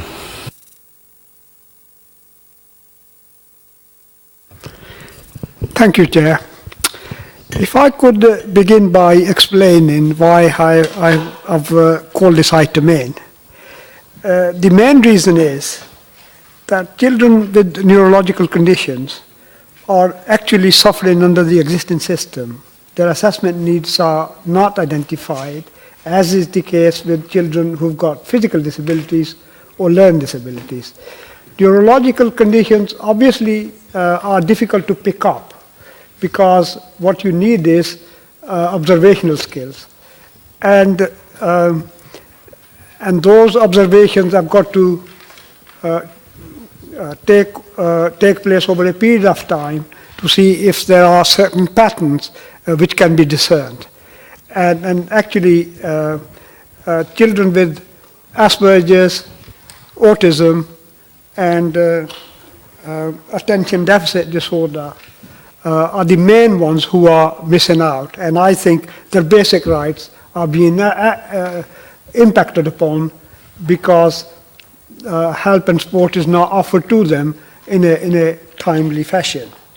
While I agree with the main thrust of this report in terms of catering for people with disability in mainstream schools, as should be the case, and I am supportive of it, and I think that's a move in the right direction, because only children with very extensive needs, complex needs, need to be offered a placement in a specialist setting. In most cases, where with help and support we can encourage them to learn in a mainstream environment, that is a step forward, and that will actually provide encouragement to children who find themselves, you know, in those positions and with disability.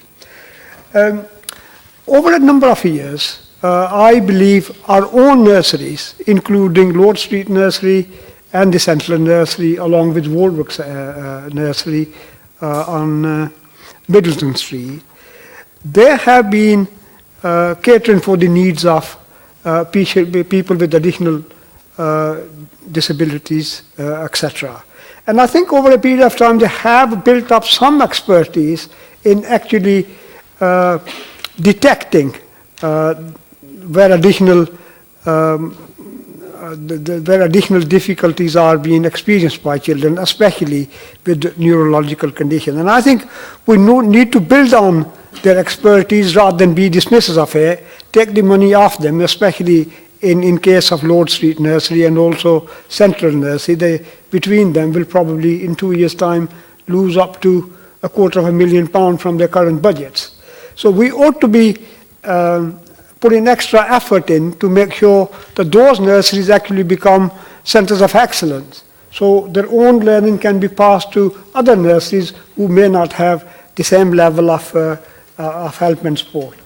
The thing with autism generally, but specifically with children who have Asperger's, on the whole, they show above average intelligence in most cases, or at least a minimum, the average level of support. So in the right sort of environment where they can be helped to make themselves comfortable, because people with Asperger's and autism in many cases, they feel that making any changes to their daily routines, they find them quite difficult to accommodate, and they really struggle with them. Once they have an orderly day in place and they know what they're expected to do at a certain time, they fit in very well. But the problem is, unlike physical disabilities where a health worker will probably go in to see a newly born child or a young child, and they will pick up on obvious difficulties that they see. With neurological problems, it's not that easy because there's nothing there to see in terms of, when you see a child with, say, learning disability, you might pick up the way they are speaking, or they're having difficulty in terms of trying to get the message across or selecting the appropriate words, etc. And the same with physical disabilities, they're there and you can't miss them, you can see what they're experiencing. With neurological difficulties, obviously not, to look at them, they would be no different from any other child because there are no glaring signs and there are no glaring aspects for you to notice. And that's where discernment comes in, which can only be required by gaining experience of working with those children.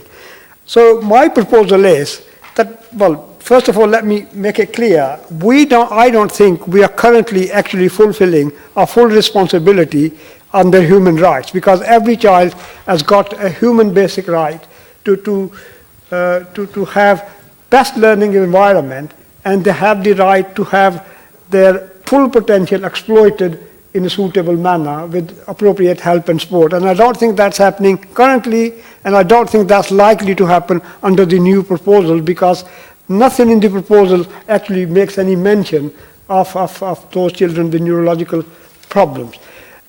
I looked up the numbers.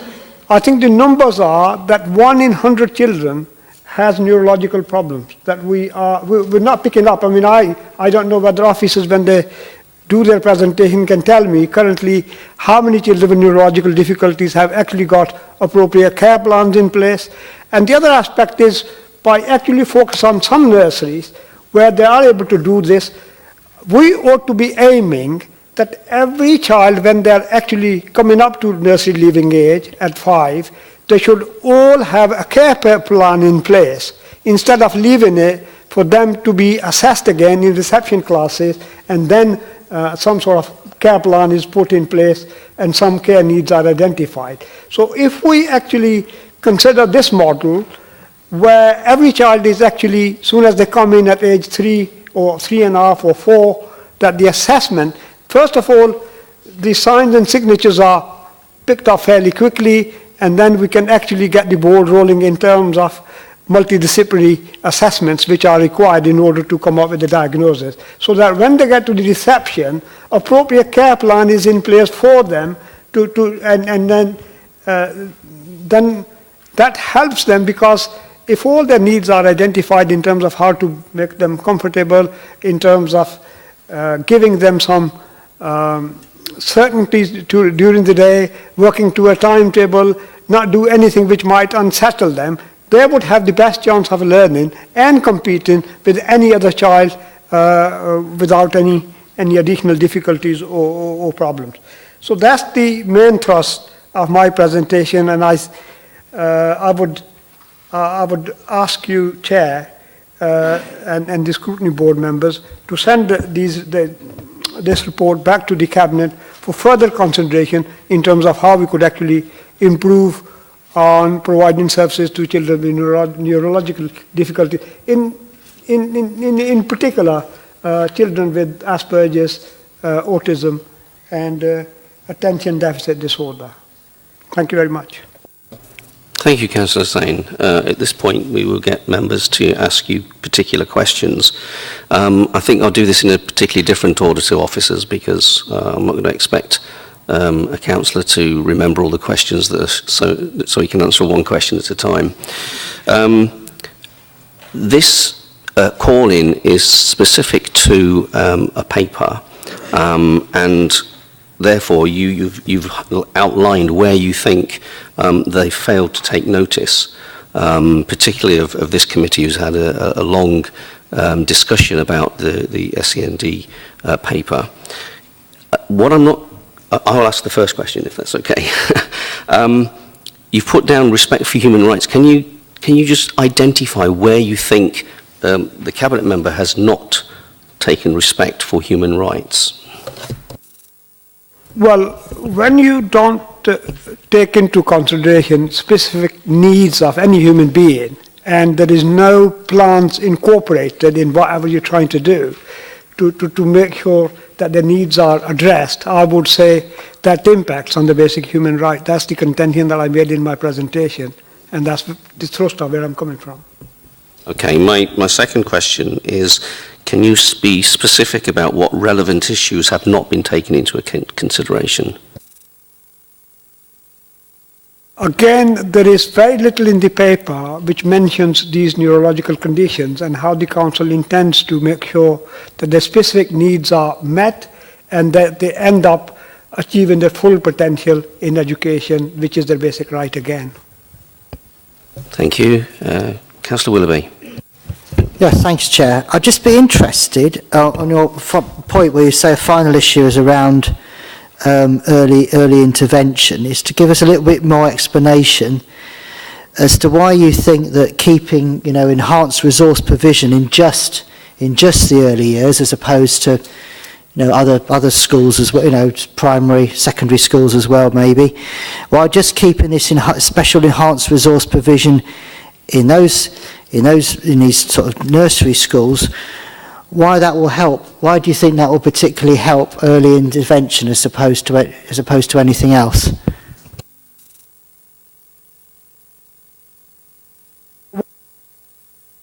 What tends to happen is, once children get into a junior school, the needs have already been identified, and they go with a package of care in dowry.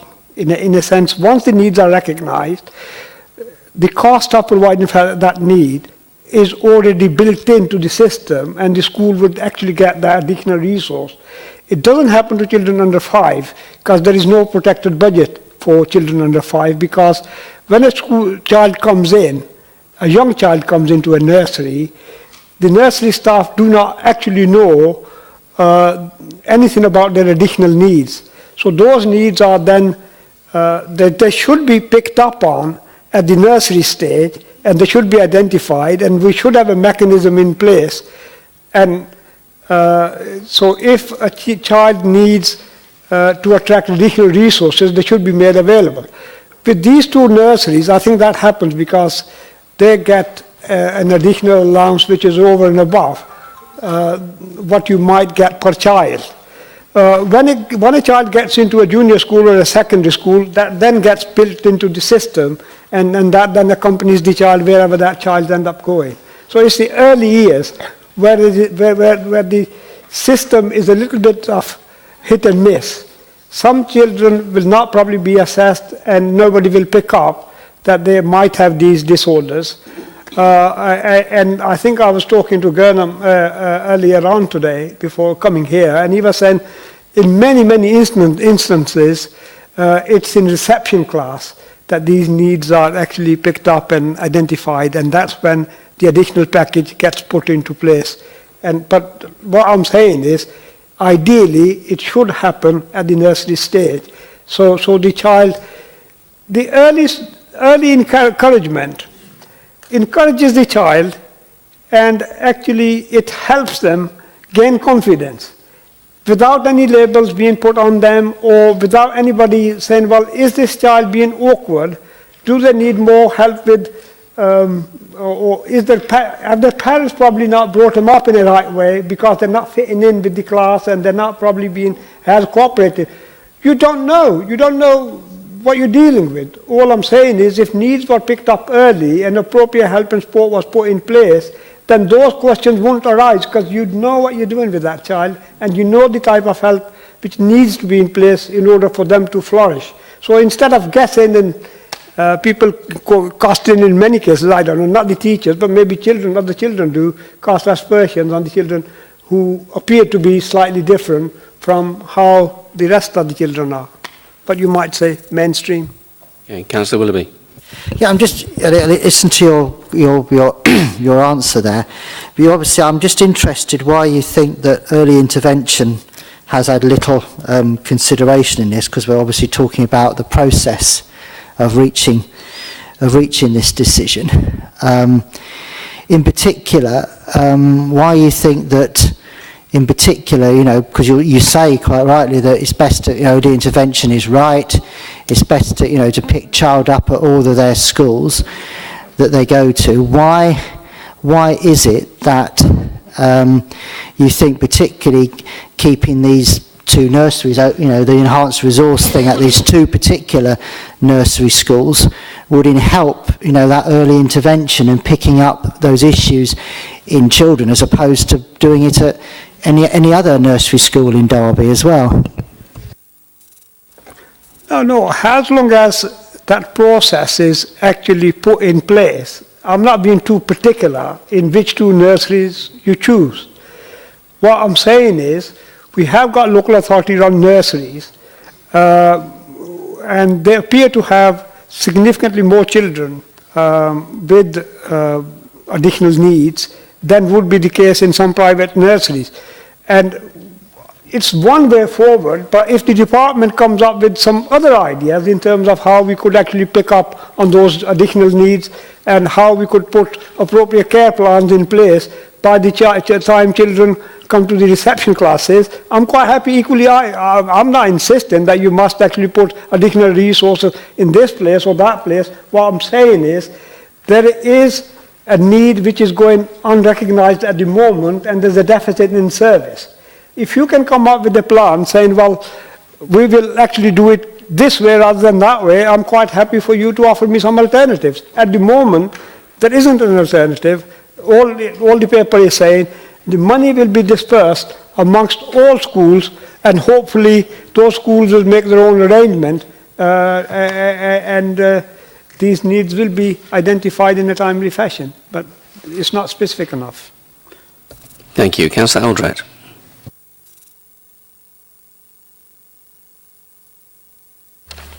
Given that we have enhanced resource provision at both primary and secondary, does it make sense from your perspective to not have that in an early years setting? No, I made the case that if we had centres of excellence where good practice is promoted throughout our other nurseries and learning, you know, in learning environment generally, I'm all for it. From junior school onwards, all this money is actually ring-fenced, and it's clearly specified, and that additional resource is available from then onwards. But in early years, that funding is a bit hit and miss because it isn't protected and it isn't specified. If we could find a way of actually setting some money aside, which will be aimed at offering additional help and support to children with neurological difficulties and general disabilities, then yes, I'd be quite happy with that. Okay, thank you very much. Councillor Williams.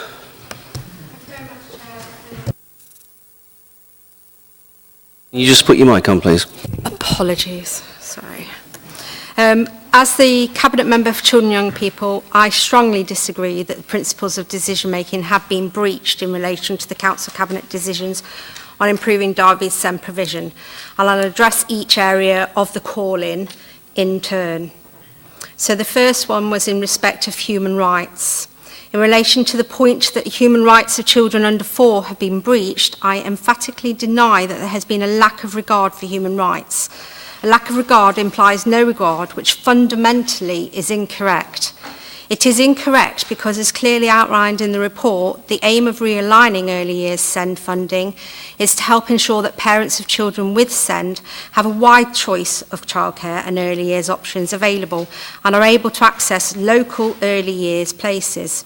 This creates a more proportionate, transparent and consistent approach to allocating SEND early years funding to meet the needs of young children.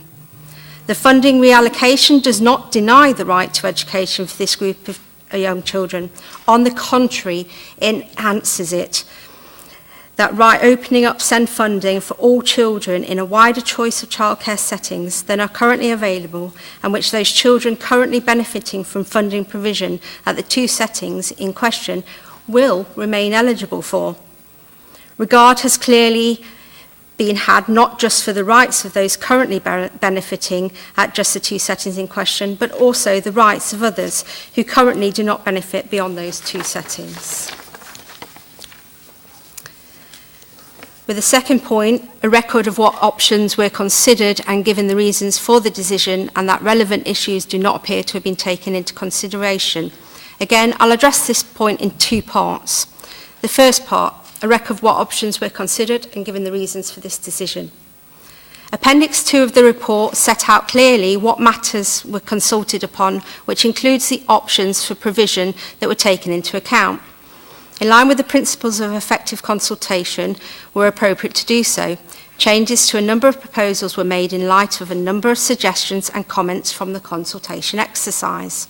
These are reflected in the Council responses that are also part of the appendix. The appendices to the reports were part of the matters taken into account by Cabinet in reaching its decision. It's also worth stating that for the record that in relation to the enhanced resource nurseries, there was an option to do nothing, and this was, of course, considered. The proposal was approved due to the reasons that I have stated.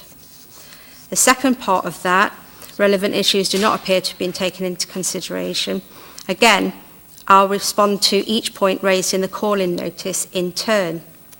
First one, the removal of enhanced resource nursery provisions will make it difficult to identify and address the needs of early years children. So according to the SEND Code of Practice, 0 to 25-year-olds, that's in section 5, all early years providers in the maintained, private, voluntary and independent sectors that local authority funds are required to have regard to the code.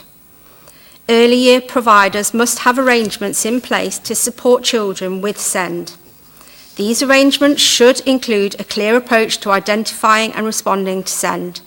This is a requirement on all early years providers, and it's not specific to enhanced resource nursery provision. As set out in the Cabinet report, many nurseries in the maintained and private sector are identifying and meeting the needs of children with SEND.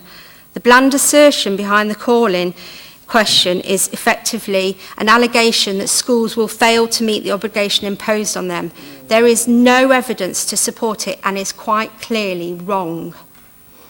On the second point, Executive Scrutiny Board proposals were not all accepted. The proposals put forward to the Council Cabinet were very carefully considered, and I'm not going to repeat the reasons for approving those proposals, which I have already outlined and are covered in detail in the Cabinet report. With regard to pupil pathways, it is perhaps not suitable or appropriate to put a young child between the age of 2 and 4 years old on a pathway to primary and secondary education, given that they are likely to be at the very earliest stages of having their needs identified and assessed. All those who work with young children should be alert to any emerging needs and provide necessary support. We all agree that early intervention is extremely important, and this applies to all early years providers and is not exclusive to enhanced resource nurseries. So in conclusion, merely because the Executive Scrutiny Board's recommendations were rejected does not amount to a breach by Cabinet in making the decision it made. I and my Cabinet colleagues have carefully considered all of the information available to us, and the issues carefully, were satisfied that the resolutions made were informed ones, were proportionate, justifiable and lawful. That remains my view for the reasons that I set out, and I absolutely believe there was no breach in decision-making principles in relation to the Council Cabinet decisions on improving SEND provision for Derby. Thank you, Councillor Williams. Councillor Stanton, I think you, the first one up here. Yes, please. Thank you, Yvonne. We discussed this at length a couple of times, and there's much in here that's really good stuff. But I do know parts of this were quite contentious. So I've just got a couple of clarification points, really. One is, I think you just remarked that early years assessment of SEND needs weren't always appropriate due to the emerging nature of some of those needs. But I just wanted to ask if some of those needs are actually prevalent and obvious at that age. Not all are emerging. And I just wanted to get the clarification that actually in some cases, those can be assessed. I just wanted to understand is how many nurseries in the city, and we're sure that all the nurseries, private, and whatever sort of early years educators that we've got who will be providing this provision, is that we do know that they all have staff who are trained in the identification, assessment and support of early years kids with SEND needs. And have got any assessment of if there are any gaps in that at all? And just a further point, I guess it's just a clarification that we do have pathways between every other key stage at the education level and just why we wouldn't in early years. I mean, it's vitally important. I think particularly with kids with special education needs is the earlier the support is in place, the diagnosis in place, the better the results, the easier, the better the pathways to better educational outcomes. So this is just vital that we get this right. So yeah, just a couple of points of clarity there. Thank you, Yvonne. Thank you. In terms of your question about needs emerging, absolutely there are cases that will be able to be identified early. Obviously, I'm not a paediatrician, but from what I'm being told and from the research that we've done, not all of the SEND issues will be emerging at that young age. How many nurseries? I will have to defer to my colleague in terms of the full number of nurseries that there are and what qualifications they have. I haven't got the full number with me. But in terms of the pathways question, I think what we're trying to do here with the SEND review, which we've made obvious from the start, and actually you've all commented that you agree with that, and that is to have mainstream places and schooling to actually be able to support children with SEND. And at that stage, if the pathways and the needs haven't emerged correctly, I don't believe that it is correct to have an absolute pathway to either an enhanced resource place or a special place unless there is absolute emerging needs that have been identified. Germa, would you just like to clarify that point? Thank you, Chair. Just to clarify the point in relation to staff training, Chair, just to confirm, of course, the report that went to Cabinet as a separate report was a graduated response strategy that dealt with both mainstream training and development for special needs education staff, SENCOs in schools. That also applies to early years providers as well. So that is heavily included in the graduated response strategy. And also to confirm that within mainstream nursery schools, nursery units and presumably in PVI settings, there will be nominated SENCO leads to lead on special needs. Thank you, Chair. Thank you. Councillor Russell? Thank you, Yvonne, for coming and addressing us tonight. A few specific questions for you, if I may, and then probably one or two for Gamal. Firstly, just in terms of the pupil pathways, I know you talked about that just a moment ago, but are you satisfied with the detail that's contained with the report around pupil pathways and explicitly there not being a pupil pathway at early years? Are you worried, like me, about the dilution of the service and the resource, particularly in central and Lord nurseries, to be able to support young people with special educational needs at an enhanced resource level? Do you think that the decommissioning specifically of these places at these two nurseries will make it easier or more difficult for those settings to adhere to the SEND Code of Practice? You mentioned local early years provision and having parent choice for local provision. That's great. I support that too. Can I ask though, why do you think it's appropriate to create an early years inclusion fund, which we have to do under the SEN reviews, but at the same time remove the funding that is already provided to Central and Lord? Surely we can do the two things together, can we not? At 5.1 in the original report, there is no list of other options considered. I know what you're going to say about the consultation being lengthy. I accept that. But there is no mention at 5.1 in the specific section of the report for that about what other alternatives have been considered and the reasons why those options were not concluded.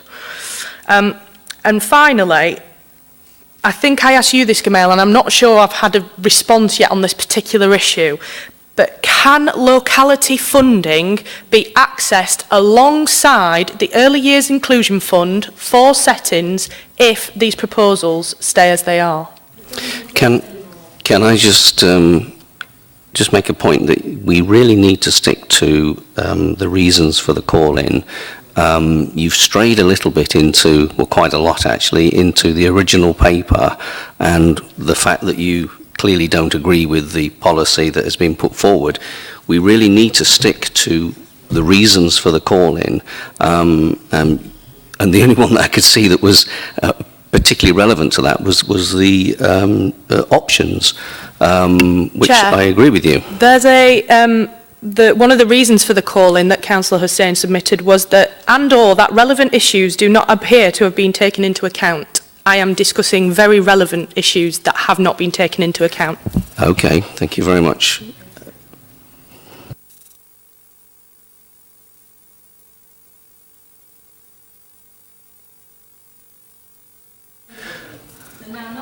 Okay, thank you very much. Okay, thank you. If you can try and keep quiet, please. Thank you, Chair. The answer to your first question about pathways is absolutely yes, I'm satisfied. Am I worried about dilution in service with the no enhanced resource unit? No. My feelings, and I've said it's in the report, is that I think it will be a fairer situation across the localities and that all nurseries will be able to apply for the funding. And do I think that decommissioning of the enhanced resource places will make them not able to comply with the SEND Code of Practice? No, I do not, because I think they already comply with the SEND Code of Practice, whether they're enhanced resource units or not. And in removing them, I do believe in removing the funding and making it accessible to all, I believe that makes it fairer across the board.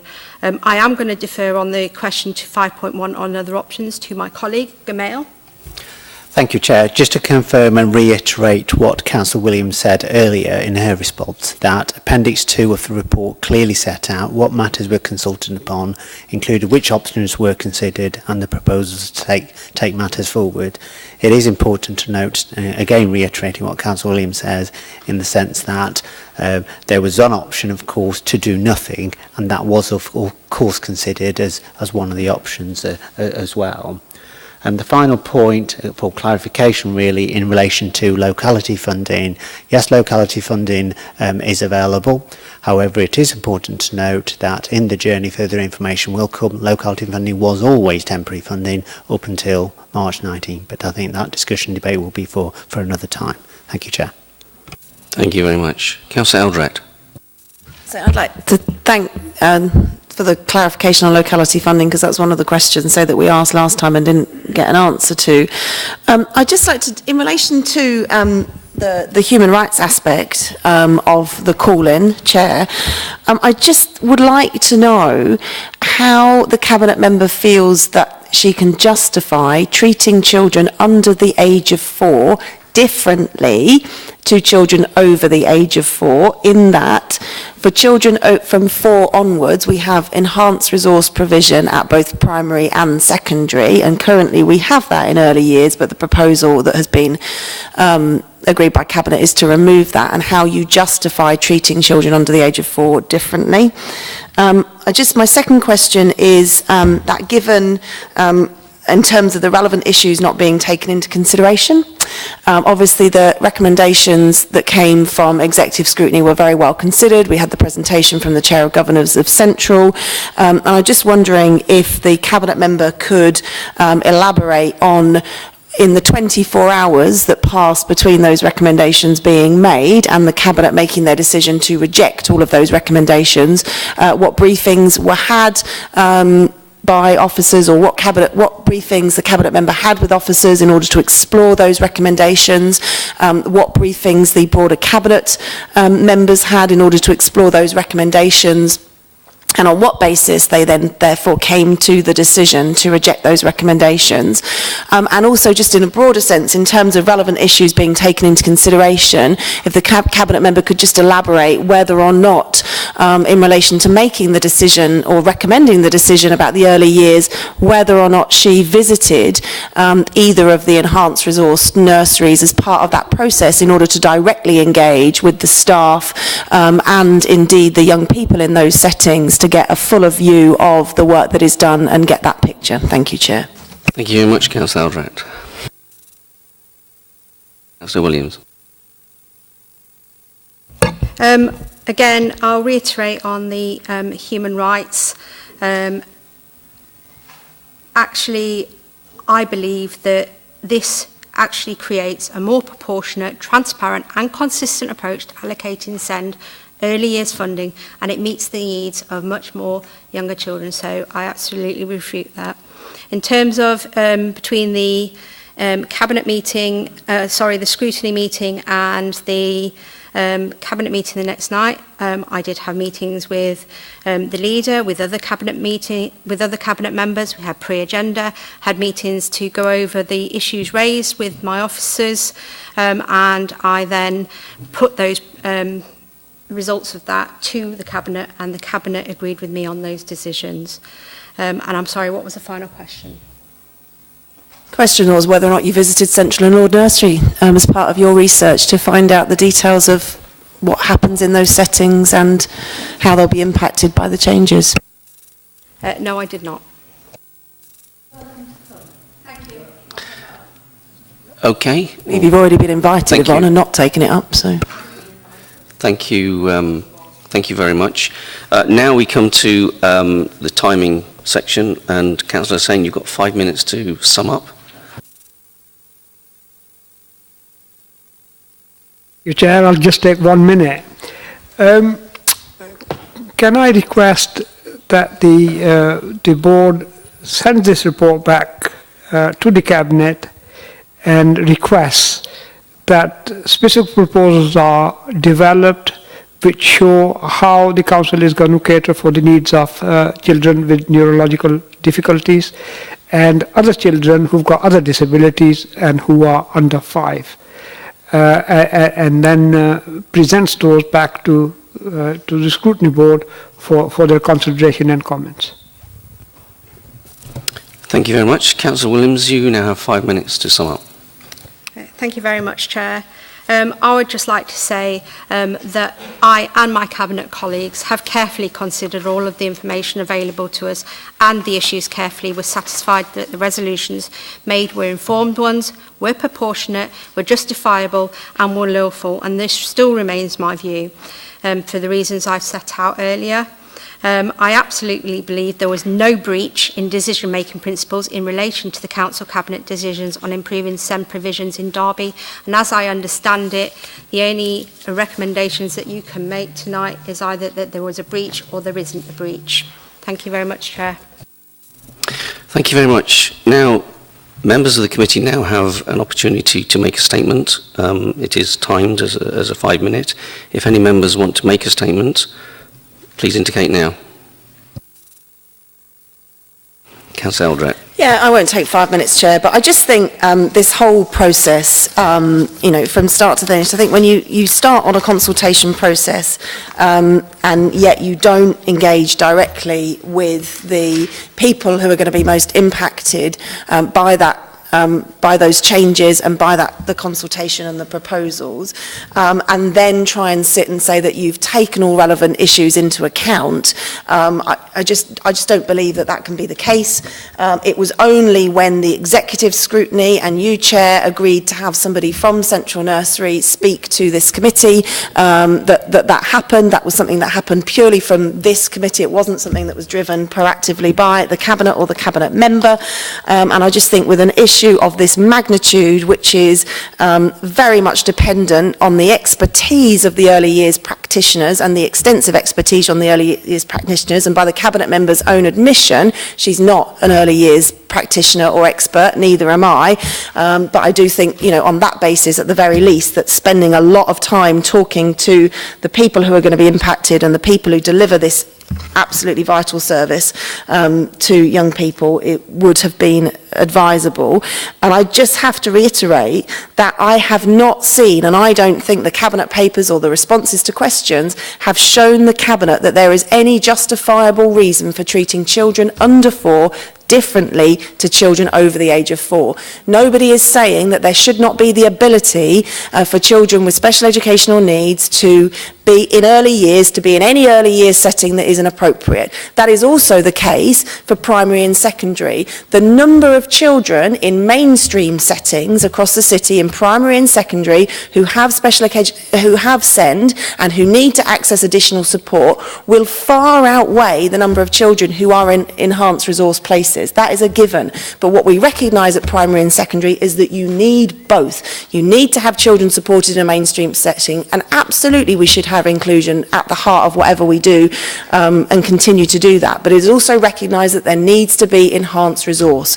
And simply saying that more children will be able to access support is actually misleading from my perspective, because that's not the case. You need to have a multitude of support for children at every key stage, and that is really, really important. So really, Chair, I just, think that there is a serious human rights breach here, and I think there is, in terms of relevant issues being taken into account. I think there are a number of issues that came up through the executive scrutiny process that were not taken into account. I don't think that the executive scrutiny recommendations were considered in the way that they should have been, and I also think largely, and particularly in relation to early years, the results of the consultation, which was an extensive consultation, were just roundly ignored. And that, when you conduct a consultation, you absolutely have to take the views that are expressed in that consultation into account. And I do not think in those consultation responses there was a single person who thought that removing the enhanced resource from Central and Lord Nursery was the right thing to do. And so to just ignore that, absolutely, to me, constitutes a flawed decision-making process. Thank you, Chair. Thank you very much. Councillor Russell. Yes, thank you, Chair. I think that this decision does breach the Council's decision-making rules. I think the reasons that Councillor Hussain laid out in his petition to the committee are very, very clear, and I think there have been breaches as a result of that, for lots of reasons, particularly the number of relevant issues that do not appear to have been taken into consideration. The cornerstone of this SEND consultation, one of them, was to provide clear pupil pathways, which this simply does not do for early years. That is clear. There is no obvious provision in the city, once we decommission these places, for children with enhanced needs, special educational needs that require enhanced resource places, with decommissioning these. In addition to decommissioning these places at early years, they risk us having no formal provision for children under 4, as Councillor Eldrick pointed out, versus the rest of the population. If there are no specific enhanced resource places for children under the age of 4, I believe we are clearly discriminating against them on that basis. This report also neglects that early intervention is actually the best thing to do for young people in these scenarios. My own brother, 20 years ago, was diagnosed with autism at an early years setting provider. He was diagnosed 20 years ago with autism, and early intervention resulted in him flourishing. He went on to an enhanced resource primary school, but moved on to a mainstream secondary. And I truly believe the early identification and involvement of those professionals in those settings made that a reality for that boy. And I couldn't be prouder of him today. So I think that's really important. There is lots of support for maintaining this provision. Whilst I was still Cabinet member, Councillor Ralston and Councillor Willoughby came to see me and lobby me on the issue. And they raised a lot of important comments around this issue. One of them was around having centres of excellence alongside pupil pathways, which I actually agree with them both on. Another was having concerns about the personnel and skills that are going to be lost from these early years settings, which again, I agree with them on. And there was a question put to me as the Cabinet member, can we create an early years inclusion fund as well as having these early years settings as centres of excellence? Again, I agree with them. We should do that. There is also a response in this consultation document, which I've carried around with me for many, many months since the end of the consultation, from Whitecross Nursery, who actually are another early years provider in the city, which by all intents and purposes may actually benefit from the introduction of a larger early years inclusion fund, that say it is not cost effective to try to mirror in all settings the excellent provision which includes the highly skilled and knowledgeable practitioners already employed in ER units such as Lord Street and Central Nursery. This is from a professional who sets to benefit in large ways from the proposals laid out in the paper that does not agree with them. Please, let's listen. There is no clarity on whether resources will be there to support early years enhanced resource provision, and locality funding is not accessible post-March 2019. So it'd be almost impossible for these early years settings to be able to support these children that require that early intervention. And I would argue, actually, the report is intrinsically self-defeating. In not ensuring clear pupil pathways, it could potentially give rise to a reduction in early intervention, meaning that those young people who do have special educational needs that require support could end up having more costly, more resource-intensive intervention at a later stage in their education. So I would say it is the right thing to do to have this provision there, not only because those children under the age of 4 deserve that alongside the rest of the cohort. Yes, let's make sure that inclusion is at the heart of what we do, but we have to accept alongside that that there are young people that just need more support. Let's provide it to them. Let's make sure that those young people that need to access that provision, it's there for them to do. And actually, let's be honest, probably save the council money in the long run as well. Thank you very much. Okay, the next stage is I will now ask each member what their decision on each of the 3 reasons for calling, whether you consider it a breach or not, and that will be marked down and registered. So, I believe that we have given due consideration of this call-in. I think members have had a good opportunity to ask questions. We've had a very good presentation from Councillor Hussain and Councillor Williams. However, I would just like to point out that whether you agree with the decision of the original paper, the Cabinet paper, or not, that is not at the heart of this call-in.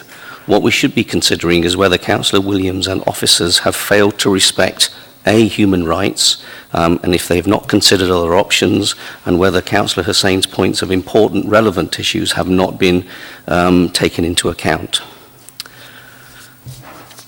Right, so the first one is Councillor Eldred. If you can say whether you consider there's been a breach for human rights. Yes, I do, Chair. Can you just say on what grounds? Not a speech. No, okay. Fine, okay. Do you consider there's a breach of a record of the options? Yes, I do, Chair. Thank you. And do you feel that there's been a breach of relevant issues, other relevant issues? Yes, I do, Chair. Thank you. Councillor Hudson, do you consider there's been a breach of respect of human rights? Abstain, okay. A record of other options? And relevant issues? No breach, thank you. Councillor Jackson, can you give whether you think there's been a breach of human rights? Yes, I think the human rights of the children have not been sufficiently explored, and I don't believe all avenues have been exhausted. Thank you. A record of other options? Do you consider there to be a breach or not? Absolutely. Okay. And what about relevant issues?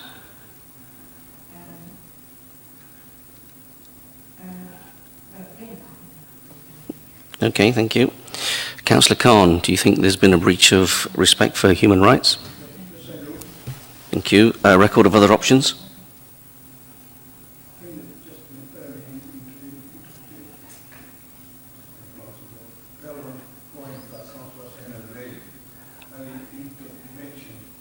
Thank you. And what about other relevant issues?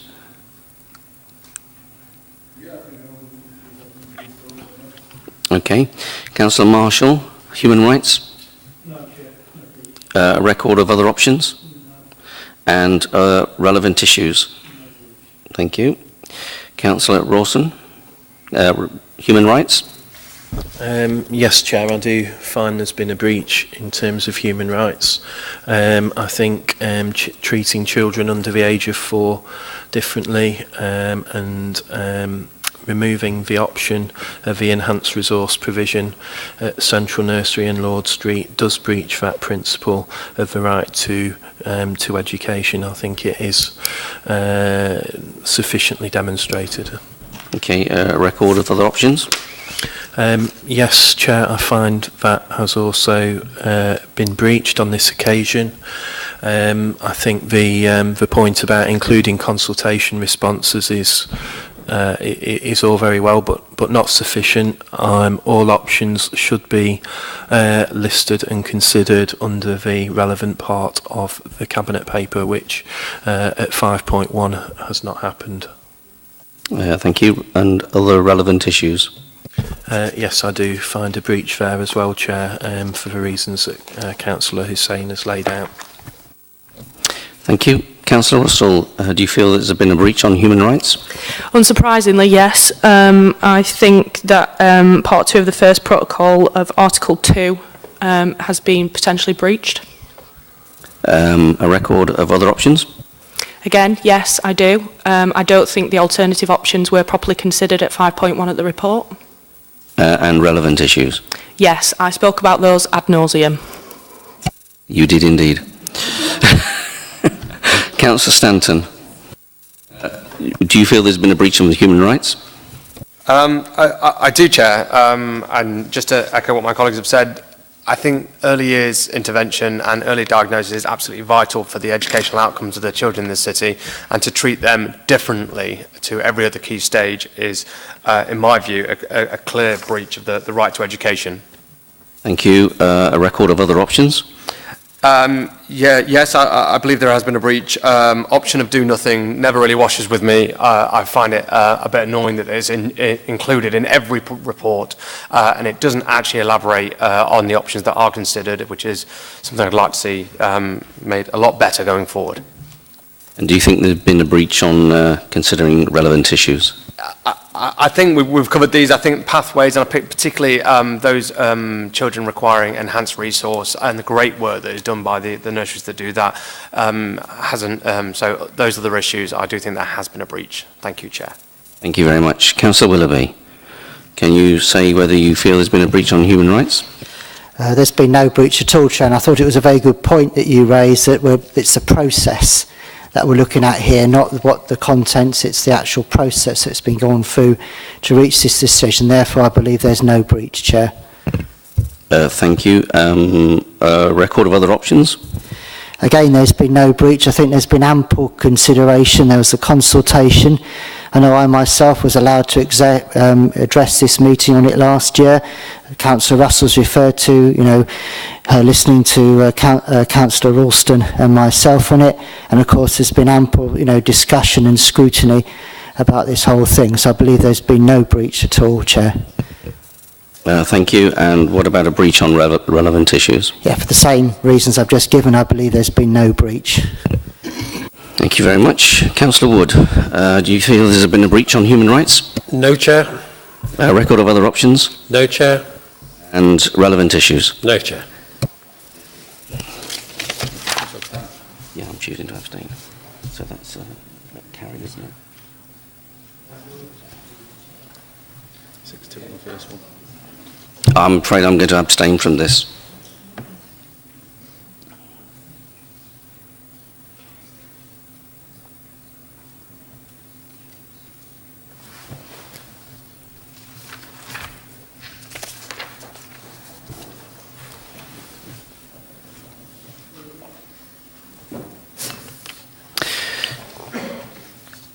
The result is just saying.